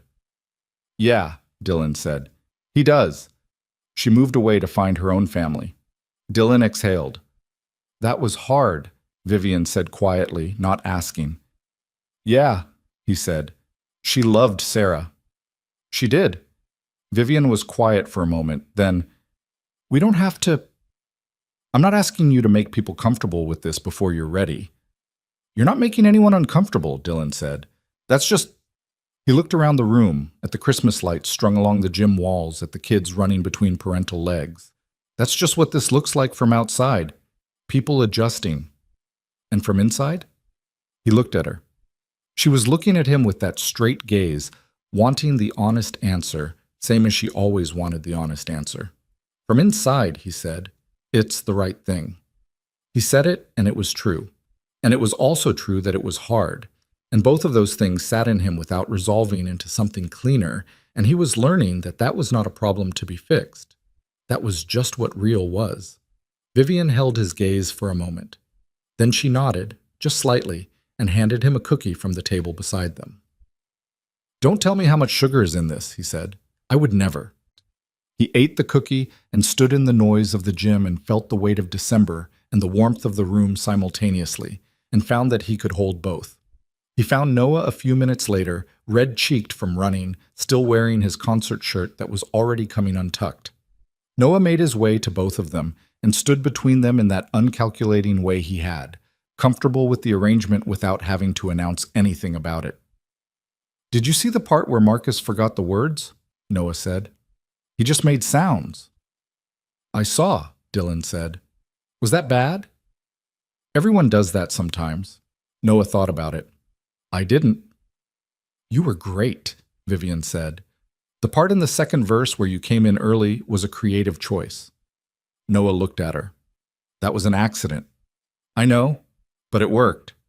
Noah grinned, the unguarded grin of a kid who has just been given something he needed, and Dylan watched it happen and thought about Linda's face in the gym, and about the wicker basket on his counter, and about the second Tuesday with nobody crossing the field, and about a woman saying 20 years wouldn't change a thing with the particular directness of someone who never said what they didn't mean. He thought about all of it, the accumulated weight and warmth of the last 3 months, and he understood, imperfectly, not as a revelation but as a gradual increasing clarity, that he was not betraying anything. He was not erasing anything. He was not replacing something irreplaceable with something lesser. He was just still alive. And alive, he was finding, was not a simple or uncomplicated state, but it was the one he had. They drove home through the December dark, the three of them in Dylan's truck, Noah narrating Marcus's lyric failure in detail from the back seat, Vivian listening and occasionally asking questions that prompted fresh waves of description, and Dylan driving through the cold roads of Caldwell Creek with his hands on the wheel. He pulled into his driveway, and they sat for a moment before anyone moved, the truck engine ticking as it cooled, Noah winding down in the back. "I'll walk back," Vivian said, reaching for the door. "I'll get the flashlight. I have my phone." "It's cold." She looked at him. He looked at her. She seemed to decide not to argue about the flashlight, which he took as progress. He found the flashlight in the glove box and handed it to her, and she took it and got out of the truck, and he watched her walk to the gate and through it and across the field, the flashlight beam moving through the dark grass. Noah had fallen asleep in the back seat. Dylan sat for a moment, listening to him breathe. Then he got out, opened the back door, and lifted his son out of the seat the way he'd been doing since Noah was small enough to carry without effort, and now did with the slightly adjusted logistics of a kid who was growing fast and wouldn't allow this much longer. Noah stirred without waking, made a sound of mild protest, and then relaxed against his father's shoulder. Dylan carried him inside, up the stairs, got him into bed without fully waking him, pulled the blanket up. He stood in the doorway for a moment, looking at his son in the dark. Then he went downstairs, turned off the lights, and sat in the armchair. Sarah's armchair, the one he rarely sat in, the quilt folded over the back, and sat there in the quiet house and looked at the room and didn't feel the need to look away. The flashlight was still in his mind, the small light moving through the dark field. He sat there until the clock chimed 10, and then he went to bed, and he slept. But at some point in the middle of the night, 3 in the morning, maybe 4, one of those hours that have no shape, he woke up with his heart going fast. The particular acceleration of a bad dream that dissolves before you can identify it, leaving only the aftermath. He lay in the dark. The house was quiet. Outside, the December wind moved through the oaks. He thought about Sarah. He thought about Vivian. He thought about Noah sleeping down the hall, growing fast, asking good questions, drawing friendlier versions of anglerfish. He thought about the room down the hall that he hadn't opened since Sarah died. The room where her things still were, organized and untouched, preserved in the particular amber of grief that he'd never quite been able to let change. He'd kept the door closed for 3 years and told himself it wasn't avoidance, it was respect. And somewhere in the last few months he'd started to understand that those two things had gotten tangled in a way he was going to have to look at Eventually. Not tonight. Tonight he lay in the dark and listened to the wind and waited for his heart to slow down. And it did eventually, the way things do. But the door at the end of the hall stayed in his mind. It had been there all along. He knew that. He was going to have to open it. The door stayed closed through December. Dylan walked past it every day. It was at the end of the upstairs hallway, between the bathroom and the linen closet, a plain wooden door with an ordinary brass handle, nothing about it that looked significant from the outside. He passed it in the morning, going to the bathroom, passed it again coming back, passed it at night after checking on Noah. He had developed, over 3 years, a very effective way of not looking at it directly. The same way you learn to navigate around furniture in the dark. Automatic, below consciousness, just a thing the body knew to do. But after the winter concert, after lying awake at 4 in the morning with his heart going, and the wind in the oaks, and the knowledge sitting in him like something dislodged, he started feeling the door differently. Not looking at it differently. Feeling it, the way you feel a draft from somewhere you haven't found yet. Christmas came and went. Noah got a telescope, which Vivian had suggested in early December when Dylan had asked, genuinely stumped, what an 8-year-old who had read everything available about deep-sea creatures might want next. The deep-sea thing had apparently expanded outward. Upward, rather. And Noah was now equally interested in things that were very far away as things that were very far down, which Dylan found thematically consistent and Vivian found genuinely impressive. He's got a systems mind, she told Dylan one evening. He thinks about how things connect, the ocean pressure, the lack of light, the evolutionary adaptations. He was explaining the relationship between depth and bioluminescence last Tuesday, like he was presenting a research paper. He's 7. 8 now, and yes, I know. That's what makes it interesting. Dylan had watched her say this and felt the same thing he kept feeling when he watched her talk about Noah. That specific warmth with the slight ache in it, the blood returning to cold hands feeling he'd identified months ago and still hadn't found a better name for. She wasn't performing interest in his son. There was no performance in Vivian, as far as he could tell, which was either very rare or something he'd stopped being able to see because he was too close to it. He'd given her a book for Christmas. A proper one, not a gesture. A first edition of a text on regenerative agriculture systems that she'd mentioned once, in passing, 3 months earlier, that she'd never been able to find in good condition. He'd spent 2 weeks tracking it down through a dealer in Richmond and felt, once he had it, simultaneously proud of himself and slightly terrified of what it meant that he'd spent 2 weeks on it. She'd opened it and looked at it for a long moment and then looked at him. "You remembered that," she said. "You mentioned it. Once, in October. I was paying attention." She looked at the book again. Her hands were careful with it the way they were careful with things she valued. "Dylan, it's just a book. It's not just a book, and you know that." She looked up. Her expression was something he'd learned to read over months of close attention. The controlled exterior and the real thing just underneath it, visible if you knew where to look. Right now, the real thing was moved, and she wasn't hiding it particularly. "Thank you." "You're welcome, Sul," he said, which was what you said, and it was insufficient, and they both knew it, and they let it be insufficient because some things were. January arrived the way January in Virginia always did. Gray, cold, with a particular relentlessness about it that made you understand why people in agricultural communities historically did not love this month. The cattle needed more attention in the cold. The equipment needed more attention. The ranch had the winter quality of everything requiring maintenance just to stay at a baseline, nothing improving, just holding. Dylan held it. He was good at holding things. What changed in January was Vivian's schedule.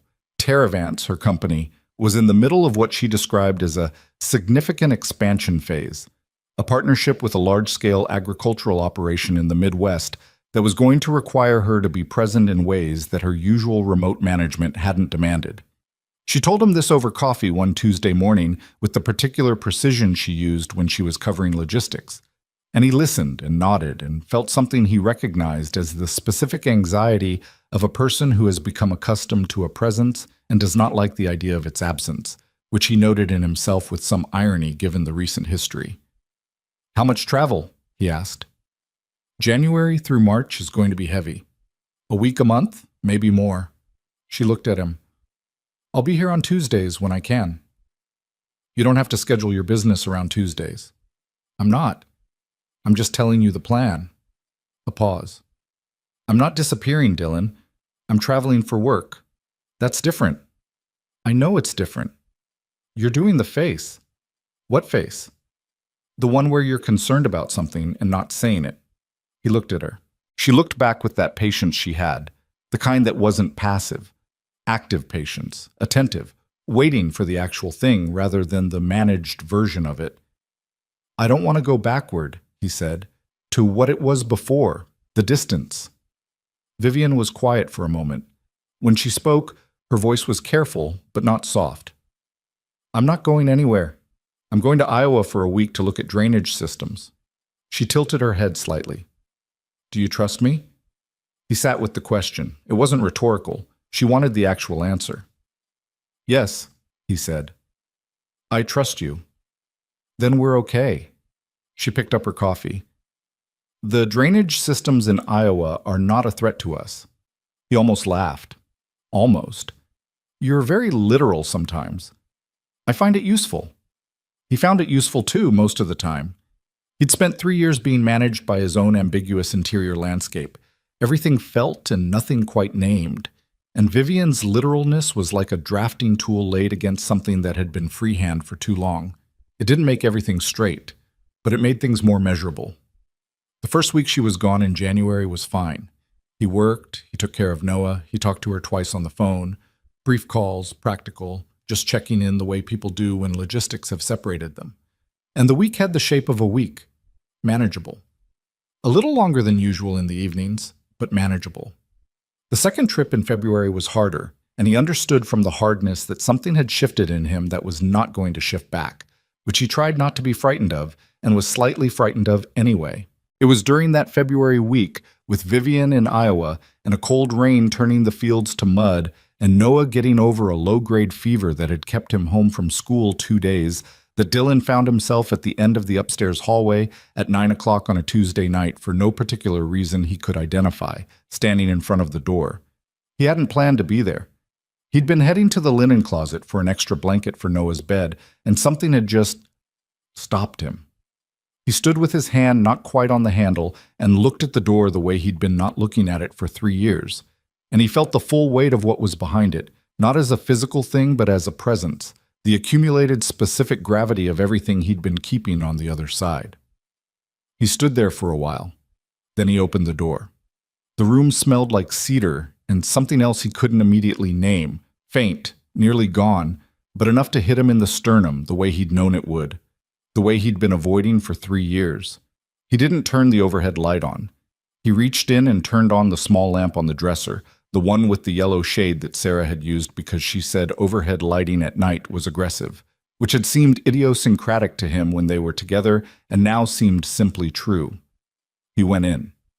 He hadn't been in this room since the week after the funeral, when Mara had come to help him deal with practical things, and he'd stood in the doorway and told her he couldn't, and she hadn't made him. She'd organized what needed organizing and closed the door, and he'd never opened it again. The room was exactly as Mara had left it. That was the first thing he noticed. Not disordered, not dusty, just preserved. A few of Sarah's things on the dresser, books on the nightstand in the same arrangement they'd always been, because Mara would have recognized that arrangement from years of being in this house and would have understood to leave it. Photographs on the wall that he'd taken down from the common areas gradually, as it became too hard to have them in the rooms where he lived every day. And that had ended up in here. A migration he hadn't been conscious of until right now, looking at the collection on the wall and understanding what he'd been doing. He sat down on the edge of the bed. The old frame creaked slightly. He put his hands on his knees and looked at the photographs. Sarah at 22, the year before they met, in a picture her mother had given him that he'd always loved. She was laughing at something off camera, eyes almost closed, the particular unguarded quality of a person who doesn't know a photograph is being taken. Sarah at the coast the summer before Noah. Sarah in this room, in this bed, with Noah 2 days old in her arms, looking at the camera with the expression he had never found words for, exhausted and whole and terrifyingly happy. He looked at these things. He let himself look. He thought about what he'd been doing for 3 years. Not the ranch, not the functional dailiness of it, He understood that. It was necessary. It had kept him and Noah intact through something that could have come apart in any number of directions. He meant the other thing. The way he'd organized his interior life around the maintenance of grief, as if changing anything about the emotional arrangement was a betrayal of the person who had made the arrangement necessary. He understood, sitting on the edge of this bed in this room that smelled like cedar and Sarah's faint particular presence, that she had not asked him to do that. She would not have asked him to do that. He knew her, had known her better than he'd known anyone, in the specific detailed way of people who have lived alongside each other through ordinary days for years, who have seen each other sick and short-tempered and afraid and uncertain and delighted and all the rest of it. And he knew that asking him to stop was not something she would have done, not in life and not in whatever the other thing was. He knew this. He had probably known it for a while. He just hadn't been in this room to know it in the place where it was true. He sat there for a long time. The lamp made its small yellow light. The rain tapped against the window. Down the hall, he could hear Noah's even breathing on the monitor he still kept, a habit from early childhood he'd never broken. And that sound, so ordinary, so constant, so entirely itself, was the most grounding thing in the room. He didn't cry. He'd thought he might, coming in here, but he didn't. What he felt was quieter than that and more total, a kind of opening, like when a pressure system changes, and you feel it in the air before you feel it in the temperature, something releasing that had been held for a very long time. He stayed until the clock in the hallway chimed 10. Then he got up, turned off the small lamp, and stood in the dark room for one more moment. "I'm not going anywhere," he said, to the room, to her, to whatever of her was still present in the cedar smell and the photographs and the particular quality of the air. He stopped, started again. "I'm going to try to be alive now, really alive. Not just getting through." His voice was quiet, a little unsteady. "I think you'd want that." The room didn't answer, because rooms don't. But the rain kept going, and the lamp's faint warmth lingered on his retinas when he closed his eyes, and he stood there with that for a moment. Then he went down the hall and checked on Noah, who was sleeping with one arm thrown out at an angle that looked uncomfortable but clearly wasn't, and he pulled the blanket up and stood there for a moment the same way he'd been standing there since Noah was 2 days old. Then he went downstairs and called Vivian. It was late, nearly 10:30, and she had an early meeting, and he knew this, but she picked up on the second ring, which meant she'd been awake. "Hey," she said. Her voice had that slight roughness of someone who'd been sitting quietly rather than sleeping. "Hey." He sat down in the kitchen. The rain was loud on the windows. "Did I wake you?" "No, I was reading." A pause. "Is everything okay? Is Noah—" "Noah's fine. He's sleeping." He put his elbow on the table, pressed his hand against his forehead. "I opened the room tonight." A beat of silence. Vivian knew about the room. Not from him telling her directly, but from things he'd said over months that assembled into an understanding the way she assembled most understandings, quietly and accurately. She knew what it meant. And her voice was careful without being fragile. "And I sat in there for a while." He looked at the window, the rain blurring the dark outside into something formless. "I think I've been—" He worked on the words. "I think I've been treating grief like it was a thing I owed her. Like if I stayed inside it long enough, it was proof that she mattered." Vivian was quiet. "She mattered," he said. "That's not going to change, but that's not the same thing as—" He stopped. "I think I've been confusing them." "Yeah," Vivian said softly. "I think you have been too." He heard that without defensiveness, which surprised him. 6 months ago, the same words would have hit something closed in him. Now they just landed where they were true. "I'm sorry it's taken this long," he said, "for me to get here." "Don't be sorry." Her voice was certain about that, no hesitation. "People get there when they get there.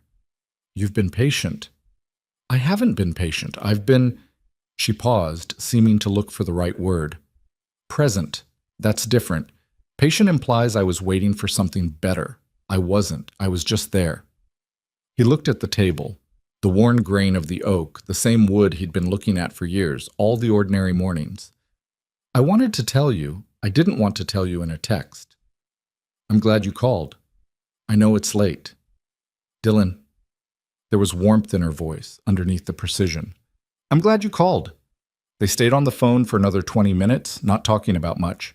She told him about the drainage system she'd been reviewing, which was genuinely interesting if you knew anything about agricultural hydrology, and he told her about Noah's fever breaking and the telescope being set up on the back porch and the conversation about anglerfish that had started again as a result of something Noah had read online.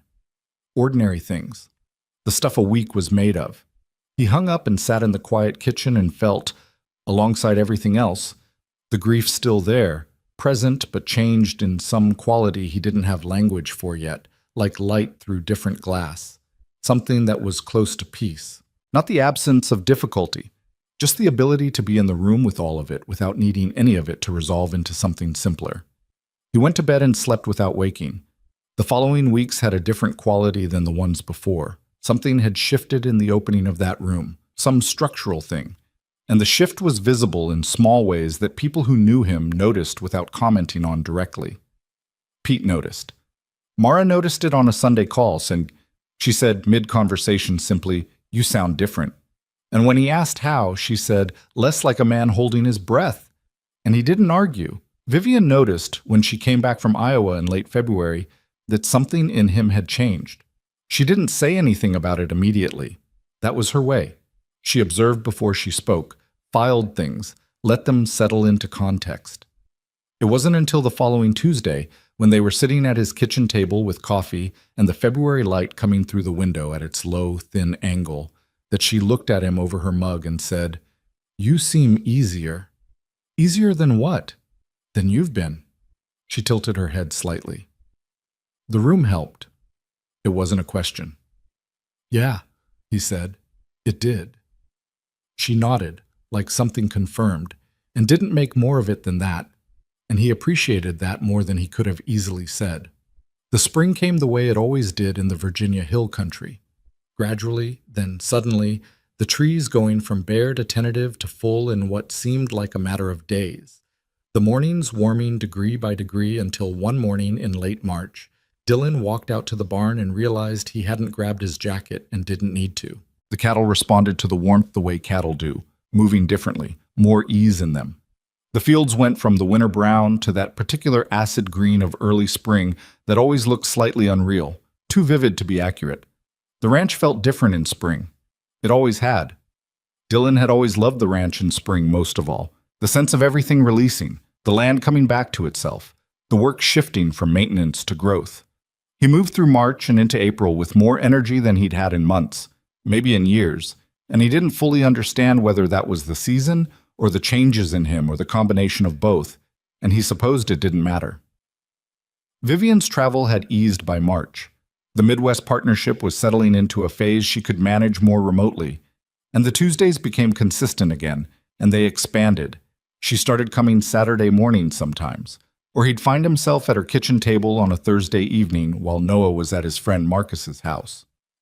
The familiarity between them deepened the way it does between people who have moved past the careful early stage into something that trusts itself more, that doesn't require as much managing.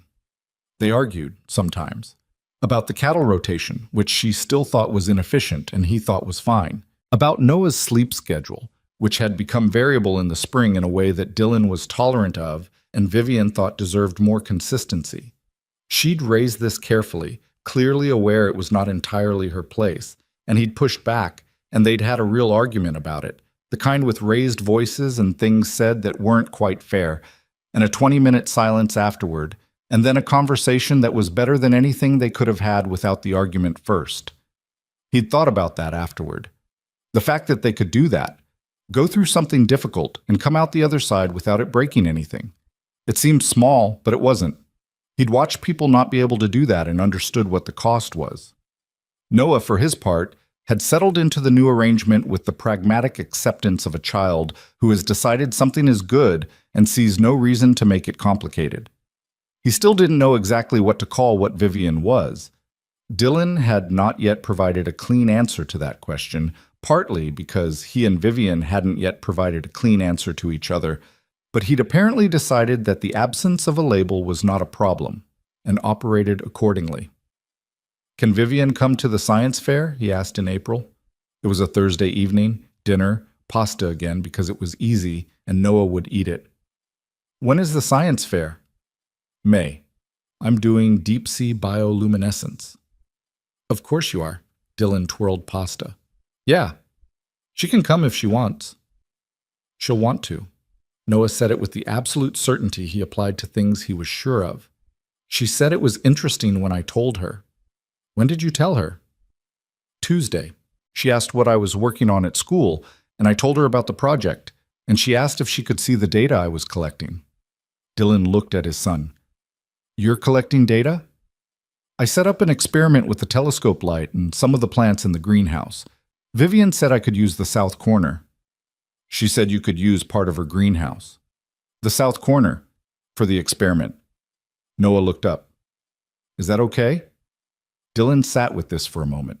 The image of his son conducting experiments in Vivian's greenhouse, using her equipment and presumably her time, and clearly her active involvement, all of which had apparently been arranged entirely between them without his knowledge.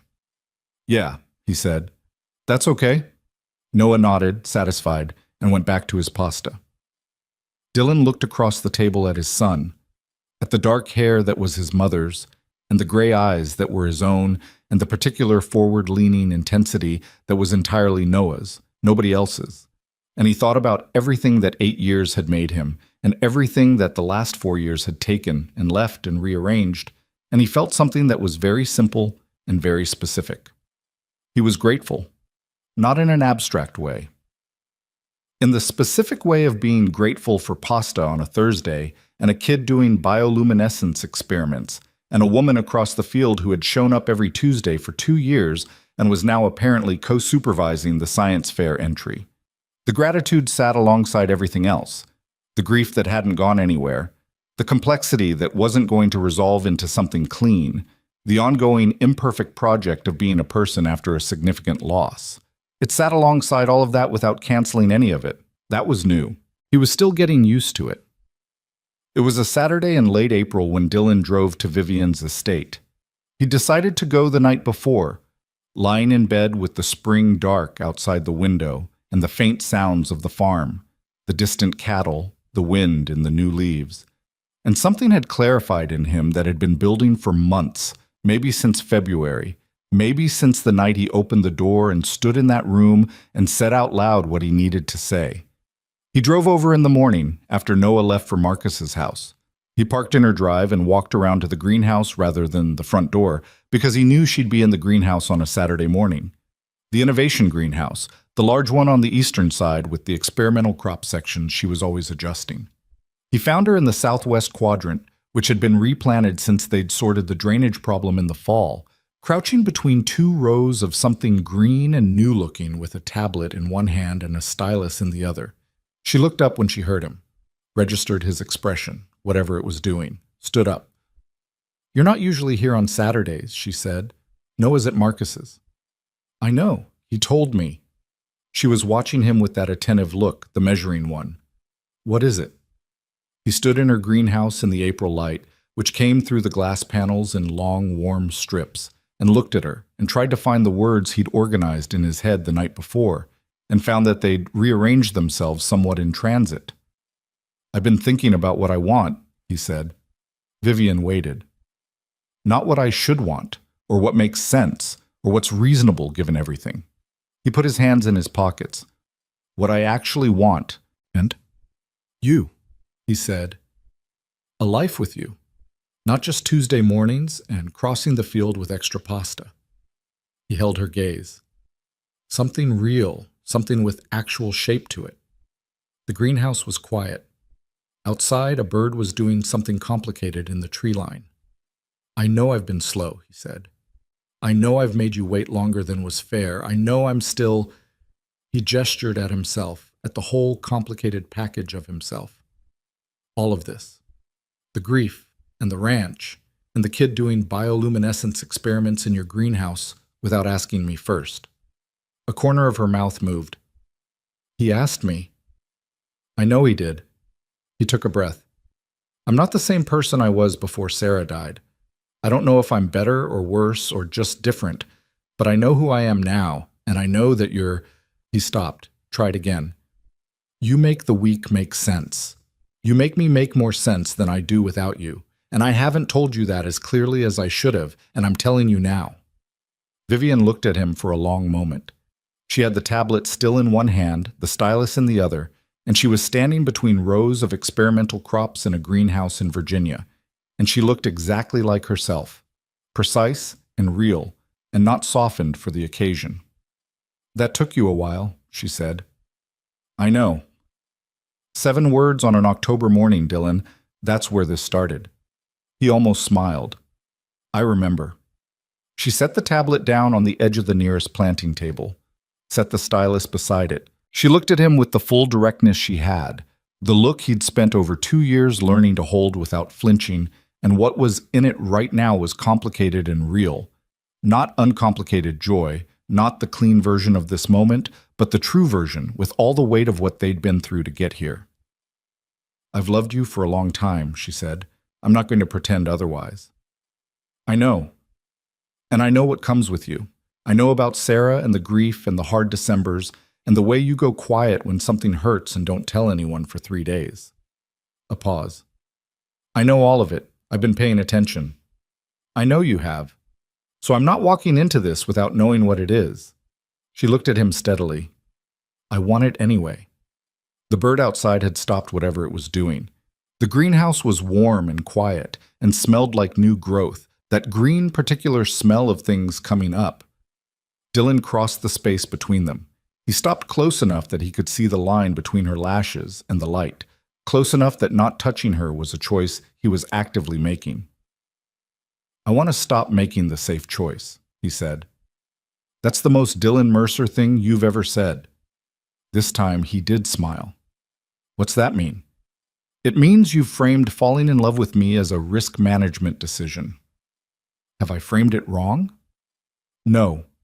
She was looking at him with something that was warmth and exasperation in equal measure, which was the closest to effortless happiness he'd seen on her face, and he thought, not for the first time, but more clearly than before, that this was what she looked like when she wasn't managing herself.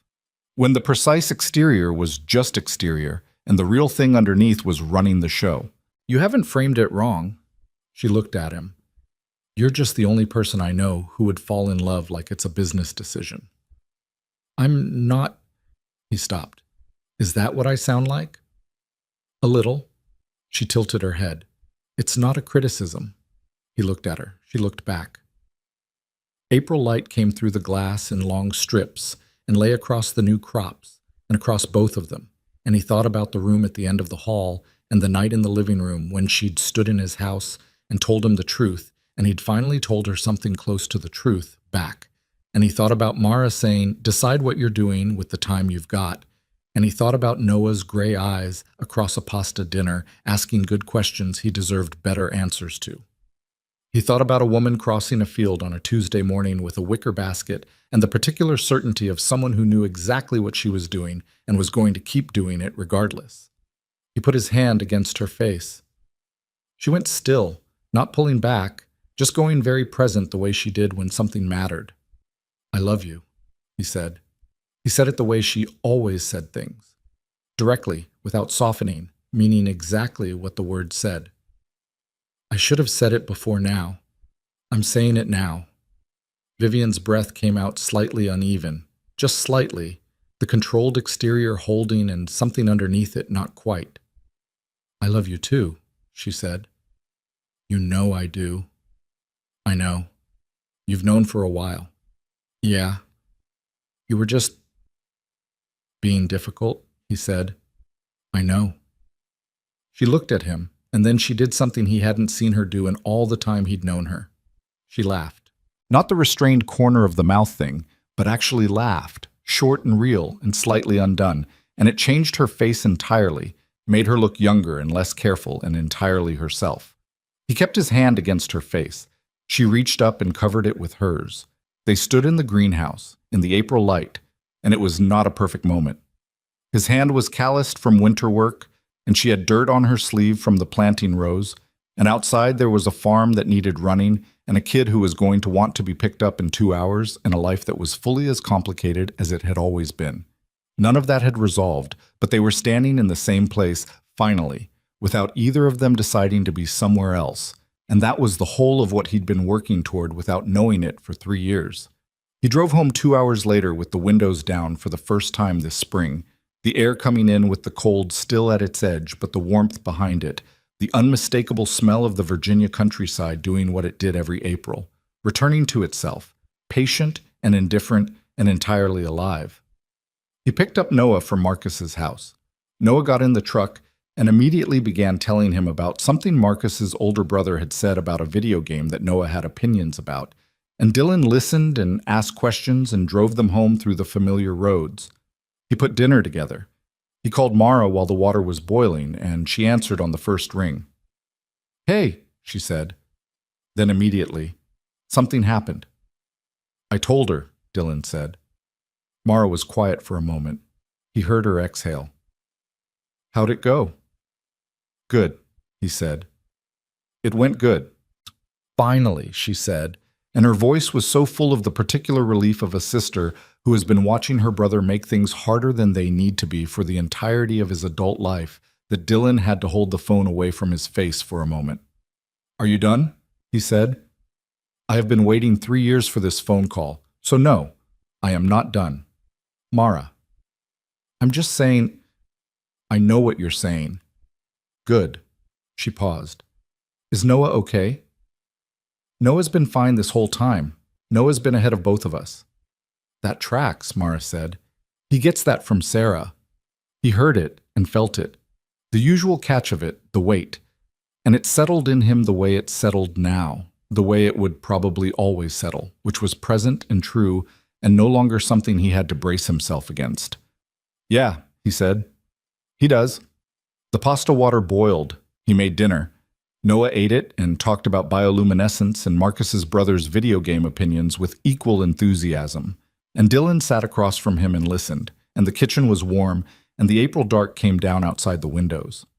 After dinner, Noah went to look at the telescope on the back porch, while there was still enough dark to see anything, which there wasn't, but Noah was an optimist about astronomical conditions. Dylan washed the dishes and listened to his son narrating discoveries to himself on the porch. Things he was seeing and things he was imagining he was seeing, the boundary between them not entirely clear. He dried his hands, looked at the window over the sink, at the field where the dark had gathered. Vivian's porch light was on across the distance. He looked at it for a moment. Then Noah called from the porch about something he'd found in the sky, some configuration of light that he thought might be significant and definitely needed a second opinion, and Dylan went to the back door and said he was coming, and he went. They didn't announce anything. That was a choice they made without quite making it. Neither of them called a meeting, sent a message, sat Noah down for a formal conversation. Things just continued, but continued differently, the way a river continues after a bend, same water, different direction. Vivian came on Tuesday mornings. She came on Saturdays. Dylan crossed the field in the other direction with increasing frequency and decreasing need for a practical excuse, and after a while he stopped manufacturing excuses entirely and just came. And Vivian opened the door without comment, which was its own kind of answer. Noah figured it out in the way children figure things out, not from being told, but from watching, which children do constantly and adults chronically underestimate. He didn't announce his understanding. He just adjusted, seamlessly, the way he adjusted to most things that made sense to him, filing the new arrangement under things that were true and moving on. The first time he called Vivian by name without being prompted, in a sentence that assumed her presence as a fixed coordinate, Vivian said the south greenhouse temp needs to stay above 52 or the seedlings stress out. Dylan realized his son had absorbed the new reality so completely that he'd lapped both of them. "When did Vivian tell you that?" Dylan asked. "Last Tuesday. We were checking the moisture sensors." Noah looked up from his homework. "Can I have the greenhouse key? Sometimes I need to check things after school." Dylan looked at him. "You're 8. Almost 9. You're 8 for 3 more months. The seedlings don't know that." Dylan called Vivian that evening and told her their 8-year-old was requesting key access to her agricultural research facility. There was a pause on the line, then, He does know the moisture sensor calibration better than two of my technicians. That is not the point I'm trying to make. What point are you trying to make? He didn't entirely know. He sat in the kitchen with the phone and tried to locate his actual objection, and found that it was mostly reflexive, the parental instinct to pump the brakes on anything that moved faster than he'd anticipated. But the truth was, Noah had been going to the greenhouse with Vivian since December, had learned the systems with the focused intensity he brought to everything that interested him, and was probably not going to set anything on fire. "No key," Dylan said. "But you can take him after school on Tuesdays." "He'll negotiate for the key eventually," Vivian said. "I know. I'm buying time." She laughed. He liked making her laugh, had been actively trying for it lately, which was new because for most of his adult life he hadn't particularly tried to make anyone laugh. He'd been too deep inside the management of things to have much energy left for lightness. Vivian laughed the way she did most things, with her whole attention on it for the duration, and then it was done. No performative extension of it.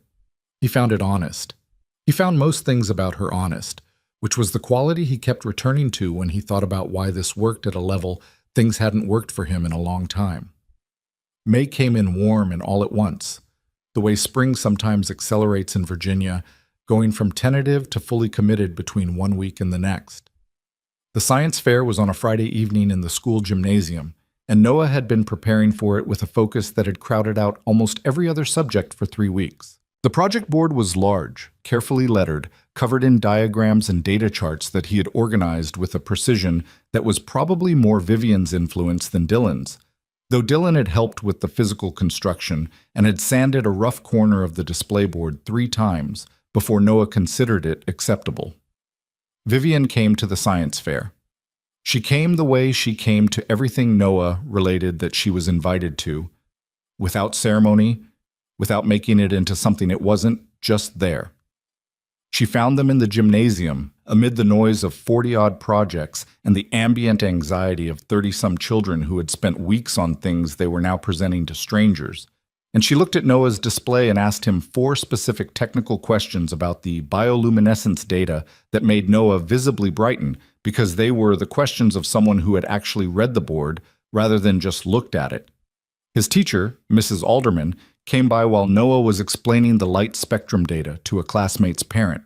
She was a small, deliberate woman in her 50s who had been teaching at Caldwell Creek Elementary for 20 years and had the quality of someone who had seen enough to stop being surprised by most things. She looked at the 3 of them, Dylan, Vivian, Noah, and smiled in the way of someone confirming something she'd already suspected. "He told me about the greenhouse experiments," she said to Vivian. "The methodology is impressive for his age." "It's entirely his," Vivian said.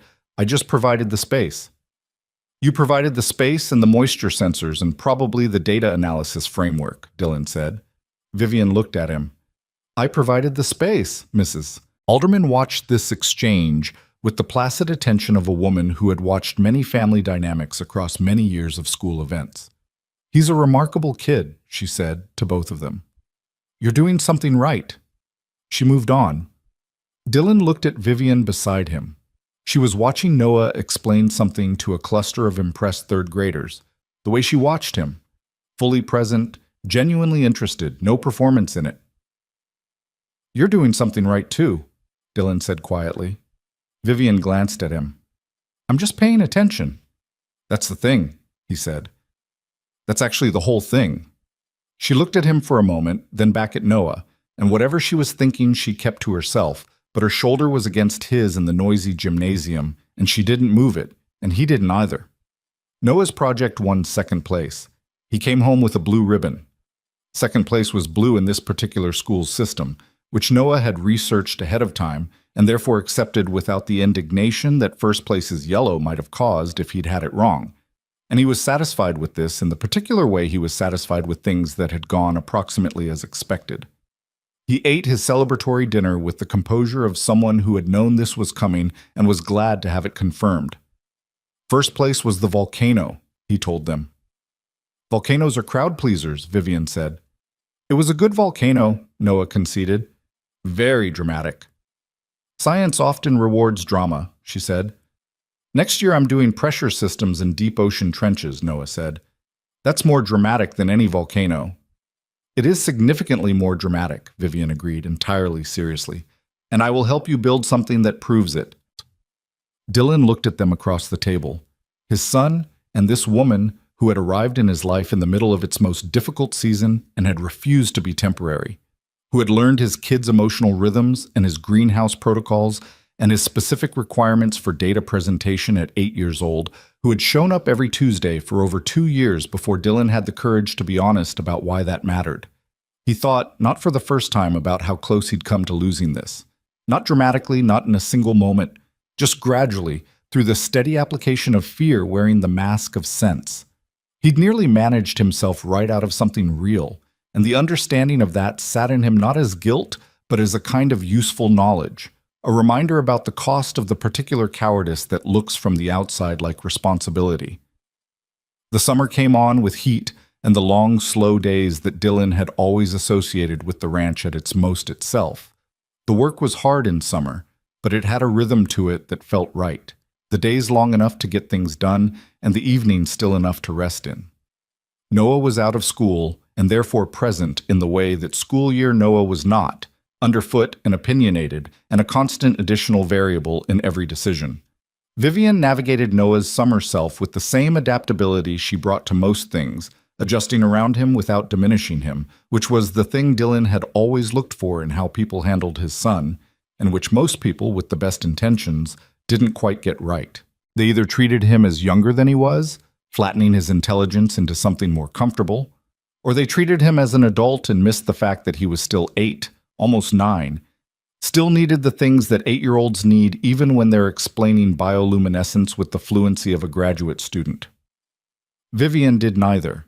She held both at once, took him seriously and treated him carefully, and he responded to it the way he responded to everything she offered, with the straightforward trust of someone who had decided she was reliable and wasn't looking for reasons to revisit that conclusion. Dylan watched this all summer and did not take it for granted. He'd made a practice, since the night in that room, of not taking things for granted. Not the mornings, not the evenings, not the specific quality of a summer afternoon on a working ranch with the smell of cut hay in the air and his kid somewhere in the greenhouse learning moisture calibration. He wasn't sentimental about it. Sentiment was different from attention. He was just paying attention, the way Vivian had been paying attention all along, and he was learning slowly that it made things more real rather than more fragile. The storm came in the last week of August.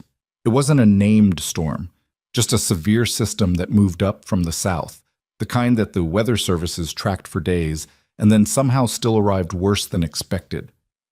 Dylan spent the day before it doing what ranchers do before bad weather. Moving the most vulnerable cattle to the covered areas, securing what could be secured, making an inventory of what couldn't be, and deciding which losses he was prepared for. He'd been through storms before. He knew the drill. He was still up until midnight the night before it hit, doing the last round of checks with a flashlight in the rising wind. The storm arrived at 2 in the morning, and it was significant. Dylan lay in bed listening to it for approximately 4 minutes before he got up, checked on Noah, asleep, somehow, through what sounded like the weather equivalent of an argument, and went downstairs to watch from the back windows. The equipment barn's eastern wall was taking most of it, and he could see from the way the structure was moving in the lightning flashes that something wasn't right. He pulled on his boots and rain gear and went out into it. The eastern wall had partially come away at the upper connection, not collapsed, but separated enough that the roofing was lifting in the gusts and coming down wrong, a progressive failure that was going to become a full failure if it wasn't addressed. He was standing in the rain assessing the damage and calculating what he could do alone in the dark at 2:30 in the morning when he saw the flashlight coming across the field. He knew that flashlight. It was his. Vivian crossed the field in the storm in his flashlight and a rain jacket that was not fully waterproof, judging by the state of her when she reached him. "What are you doing?" he said over the wind. "I could see something was wrong from the house. What do you need?" "You don't have to—" "Dylan." She pointed the flashlight at the wall. "What do you need?" He looked at her. She was soaked already, hair plastered flat, water running off her jacket in sheets, looking at him with that complete directness that did not waver for weather conditions. They worked for 2 hours. It was not elegant. It was two people in the rain and wind with inadequate tools trying to stabilize a structure that had made up its mind to fail, and they stopped it from failing completely by a combination of reinforcing what was holding and sacrificing what wasn't. Dylan lost a section of roofing. It went in a gust around 4 in the morning, shedding off into the dark with a sound like something tearing. But the wall held and the structure held, and when the worst of it passed around 5 and the rain dropped to something manageable, they stood in the relative quiet and looked at what they'd saved. Vivian had a cut on her palm from a piece of loose flashing. Dylan found out about it when he reached for her hand in the gray pre-dawn light to check the repairs and saw the blood. "When did that happen?" he said. "Around hour 1. It's fine." "It's not fine, you're bleeding. It's a cut, Dylan, not a—" "Come inside," he said. And she came inside and he cleaned the cut at the kitchen sink while she sat on the counter with her rain jacket dripping onto his floor and complained that he was being excessive about a minor laceration. "You came across a field in a severe storm," he said, not looking up from what he was doing.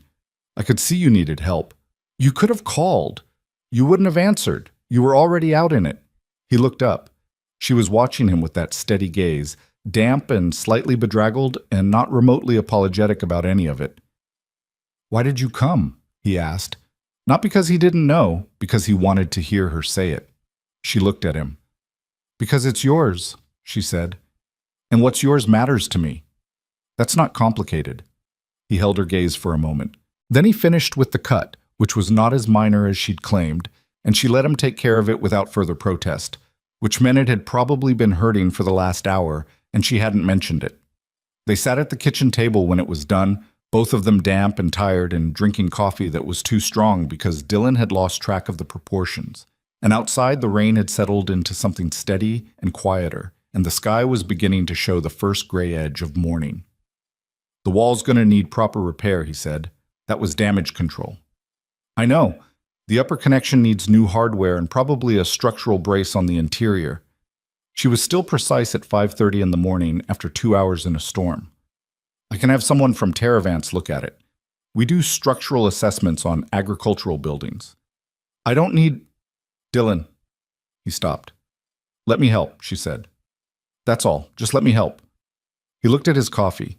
He thought about the long habit of doing everything alone, the 3 years of managing every piece of it by himself, not because he had to, but because it had seemed like what was required, what was appropriate, what was his to carry. He thought about how much of that had been grief and how much had been pride and how impossible it had been, for a long time, to tell the difference between those two things. "Okay," he said. "Thank you." She nodded, drank her coffee. Outside, the rain kept falling, and the sky kept lightening, and the barn held. Noah came downstairs at 7 to find both of them at the kitchen table looking like they'd been through something. "Did the storm do a lot of damage?" he asked, looking between them with those gray eyes. "Some," Dylan said. "We dealt with it." Noah looked at Vivian's bandaged hand. "Are you okay?" "Minor cut. Your dad fixed it." Noah looked at his father with an expression that was brief but legible. Approval, if approval could be conveyed by a 9-year-old through the angle of his chin.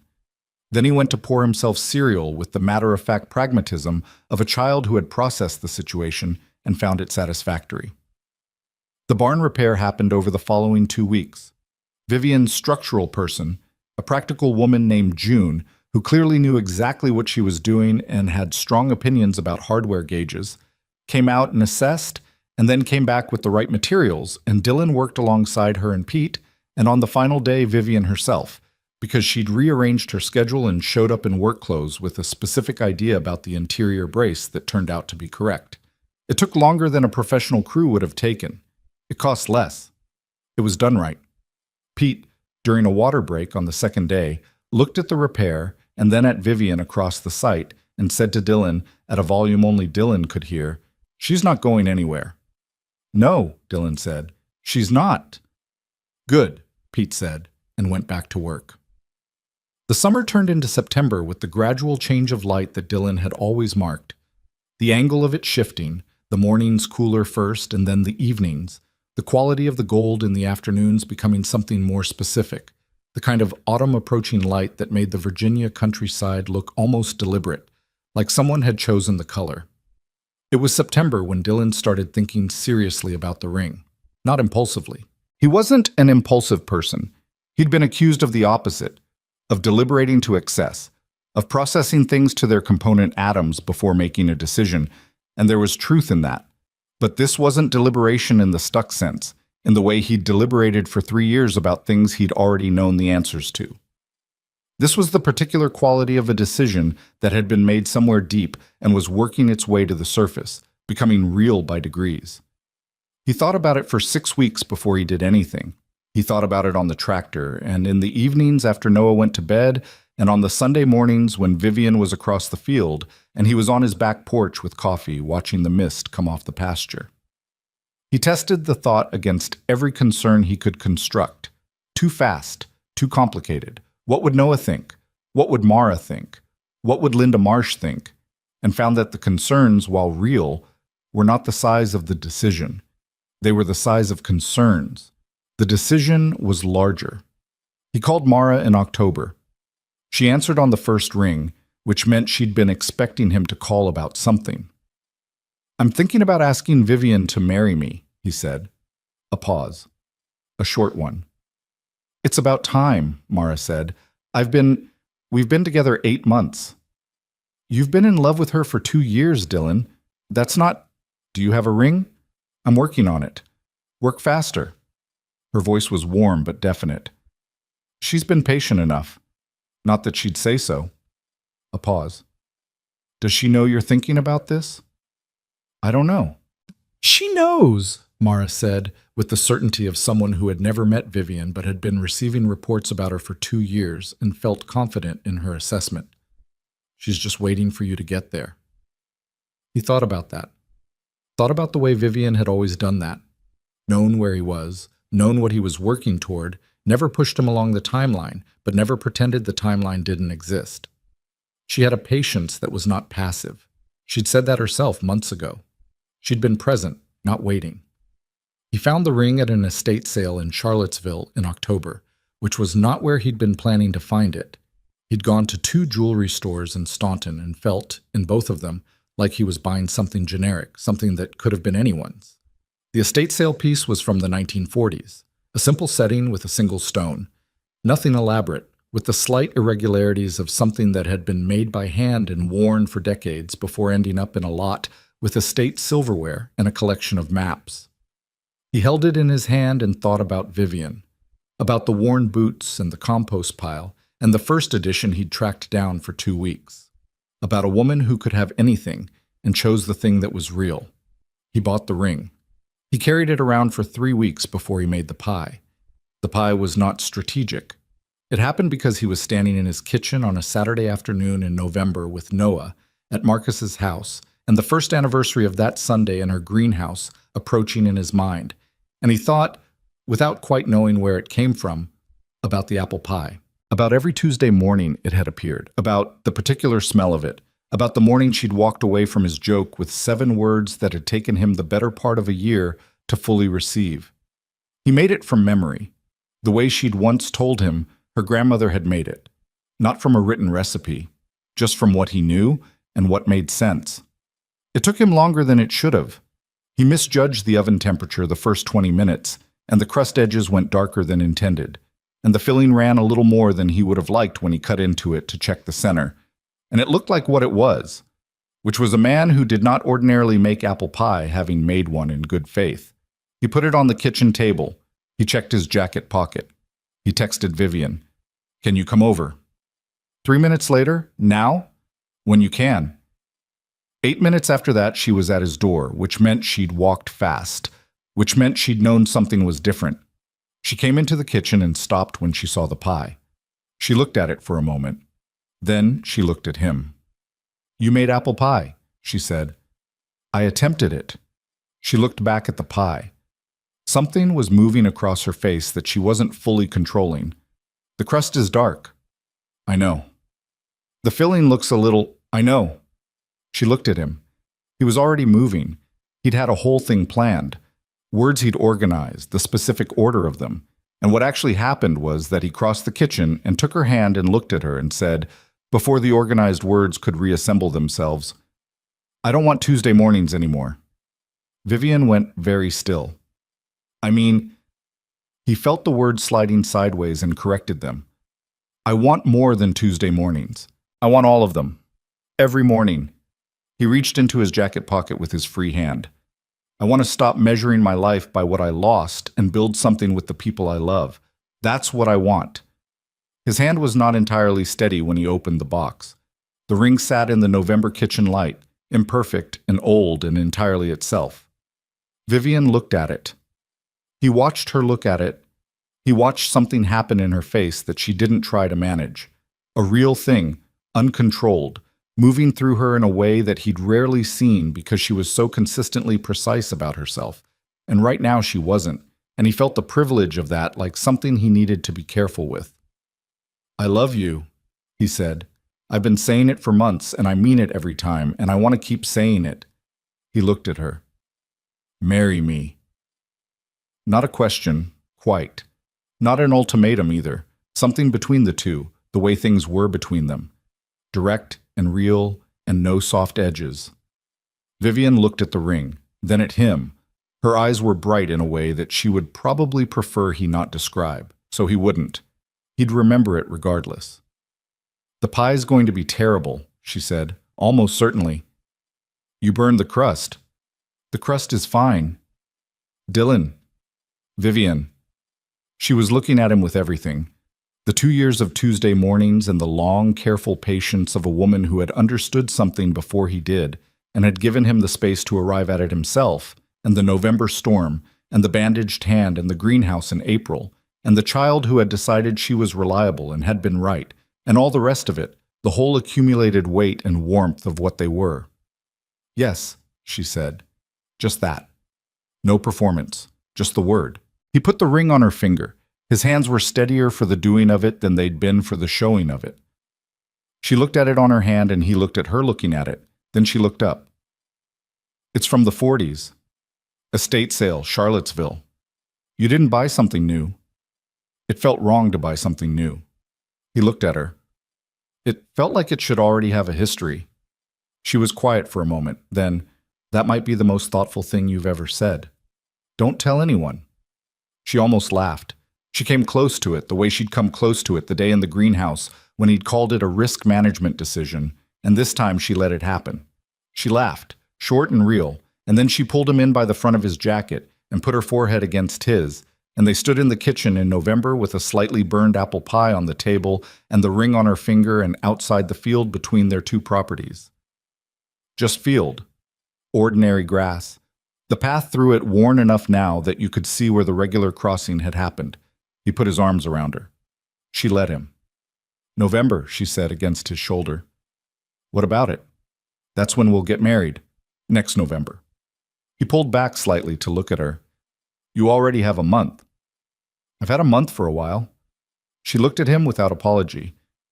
"I was waiting for you to have a ring."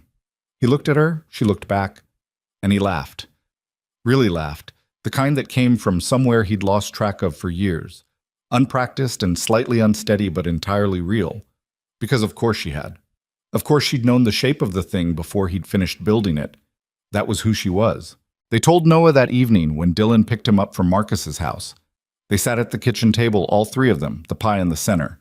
Noah had immediately identified it as imperfect upon entering the kitchen and was clearly making an effort not to comment on the crust. And Dylan told his son that he had asked Vivian to marry him and she'd said yes. Noah looked at the ring on Vivian's hand, looked at his father, looked back at Vivian. "Does that mean you'll live here?" he asked. "Eventually," Vivian said. "We'll figure out the logistics." "What about the greenhouse?" "The greenhouse stays where it is. I'll just be crossing the field in the other direction most days." Noah sat with this for approximately 4 seconds. "Okay," he said. Then he looked at the pie. "Can I have some, even though the crust is burned?" "It's not burned," Dylan said. Noah looked at him. "It's caramelized," Dylan said. "That's what burned means when you don't want to say burned," Noah said, and reached for the pie server, and Vivian pressed her hand over her mouth to keep in the laugh, and Dylan cut his son a slice of the imperfect pie, and the kitchen was warm, and that was how it was. They were married the following November on a Saturday in the back field of the ranch where the grass had been cut short and the old oaks had gone gold. It was small. Family, a handful of friends, Pete in his good shirt looking uncomfortable in the way of men who only wear good shirts at weddings and funerals. Mara cried, which she would deny if asked, and which Dylan had seen clearly from the altar. Linda Marsh came and looked at Vivian and looked at Dylan, and something crossed her face that was complicated and true, and ended finally in something that was close to peace. Dylan saw it and was grateful for it, for her being there, for the complicated truth of it, for the fact that real things were complicated, and that wasn't the same as them being wrong. Noah stood with Dylan, because Noah had requested this and nobody had seen a reason to deny it. He was in a jacket that he'd agreed to wear under negotiated terms involving freedom from tie, and he stood next to his father with the composure of someone who had decided this was correct and was prepared to see it through. When Vivian walked across the field toward them, no procession, no aisle, just Vivian in an ivory dress she'd picked because she liked it, walking through November grass. Noah watched her come and said quietly, without looking up at Dylan, "She looks good, Dad." "She does," Dylan said. "Are you nervous?" "A little." "Don't be," Noah said. "This is the right thing." Dylan looked at his son. 9 years old, gray eyes, Sarah's watchfulness and his own stubbornness, and something entirely his own that had nothing to do with either of them. This person he'd been trying to protect and raise and figure out in the middle of the hardest years of his life. This person who had understood, before Dylan did, that Vivian was supposed to be here. "I know," Dylan said. Vivian reached them. The ceremony was short. Neither of them was given to elaborate speeches, and the officiant, a judge Dylan had known for 15 years, understood this and kept it clean. The vows they'd written themselves were simple and direct and said what they meant without dressing it up, which was right, because that was who they both were. He told her he wanted to build something new with the people he loved. She told him that she'd known what she wanted since October 2 years ago, and she was glad he'd finally caught up. The guests laughed. Dylan looked at her. "I wasn't that slow." "You were a little slow," she said in front of everyone, and he decided to let it stand because she wasn't wrong. The judge pronounced them married. Noah said, "Finally," at a volume that carried, and that laugh spread through the small gathering and rose up into the November trees and scattered. A few years on, the shape of the life they'd built would have been difficult to describe from outside, not because it was complicated to those inside it, but because it had the particular texture of things that are genuinely lived rather than arranged. The ranch expanded slowly, not dramatically, a partnership between traditional cattle operation and the agricultural technology work that Vivian brought to the land, testing what her company was developing in laboratory conditions out in actual soil, real weather, the unpredictable conditions of a working farm. It didn't always work. There were seasons when her methods failed and Dylan's held, and seasons when it was the other way, and they argued about the data and the conclusions and what to try next. And neither of them was always right, which was the correct outcome. Noah grew the way children do when nobody is trying to shape them into something, into himself, more completely himself every year, the deep-sea interest expanding to include astronomy and pressure systems, and a growing interest in the engineering of things, in how systems worked and why they failed, and what you did with failure. He had Vivian's precision and Dylan's stubbornness and Sarah's watchfulness and his own particular intelligence that belonged to nobody but him. He was not an easy child in the sense of requiring no effort. He was an extraordinary one. Linda Marsh came to the harvest dinner the second autumn after the wedding and sat at the same table as Dylan and Vivian and talked to Vivian about the agricultural work for 20 minutes with what appeared to be genuine interest. Dylan didn't interrupt. He watched it and thought about how things moved, how slowly and how surely, how the truest things tended to find their own way to equilibrium if you gave them enough time and enough honesty. On a Tuesday morning in the 3rd year of their marriage, Vivian came across the field. It was habit by then. She crossed from east to west most Tuesday mornings, not because she still needed an excuse, not because there was anything to be maintained, but because Tuesday mornings had become what they were. They'd started as one thing and become another thing, and the crossing of the field had stayed, preserved inside the new shape of the life the way some habits are. Not because you haven't changed, but because the thing itself became part of what you were. She came across the field with a basket on her arm. Noah was 11 now and had decided that Tuesday mornings were insufficiently scientific unless he was contributing something, so he'd come out the back door and was walking beside her. His idea, not prompted, just what he did now on Tuesdays when he was home. Dylan was at the kitchen window. He was there the way he'd always been there before he'd admitted it, watching the field, watching her come, watching his son beside her with the 11-year-old stride that was already getting some height in it, already leaving the little kid version of himself behind. He heard himself say it before he'd decided to, the old joke, the words from 4 years ago on an October morning that had changed the entire direction of his life. If only I were 20 years younger. He said it under his breath, to himself, to the window, to the field, to whoever was listening. The back door opened. She came in with the basket, Noah behind her, and she looked at Dylan standing at the window the way he always stood there, and something in her face said she knew, the way she always knew. She knew he'd been watching. She'd always known. She'd known from the first Tuesday and had given him the room to figure out what it meant. She set the basket on the counter, crossed the kitchen, slipped her hand into his. 20 years wouldn't change a thing, she said. Not the same as before. Or the same, but different, layered now, with everything that had accumulated between the first time and this time. The Tuesday mornings, and the storm, and the greenhouse in April, and the ring from the estate sale in Charlottesville, and the November field, and the boy who had said finally in front of everyone and been right. Dylan looked at her. She looked back. Noah opened the basket and reported that there was apple pie, and his was the largest slice, and he was not negotiating on this. "Your father made the last one," Vivian said. "I know, he burned it." "It was caramelized," Dylan said. Noah gave him the look, the gray-eyed, entirely Sarah's look, and said nothing, which was as good as winning an argument. Dylan looked at his son, then at his wife, then out the window at the field, the worn path through the grass, the two properties on either side of it that had become one life without either of them planning it precisely that way. You couldn't plan your way to something like this. He'd tried. He'd made every careful calculation, done every risk assessment, organized every reason why it wasn't the right time or the right thing or the right anything. He'd managed and controlled and protected, and in the process had nearly missed the whole of it. What he understood now, not as an idea, but as a thing he knew in his body, in the specific weight of Tuesday mornings and November fields and the imperfect apple pie on the table between them, was that life didn't wait for you to be ready. It just kept moving, Tuesday after Tuesday, season after season, the field between things wearing down to a path whether you walked it or not. You chose to walk it, or you didn't. He'd chosen. That was all it was, and it was everything. The coffee was ready. He poured 3 cups, which was something he did now. 3 cups, automatically, without thinking about it, because that was how many people were in this kitchen on Tuesday mornings.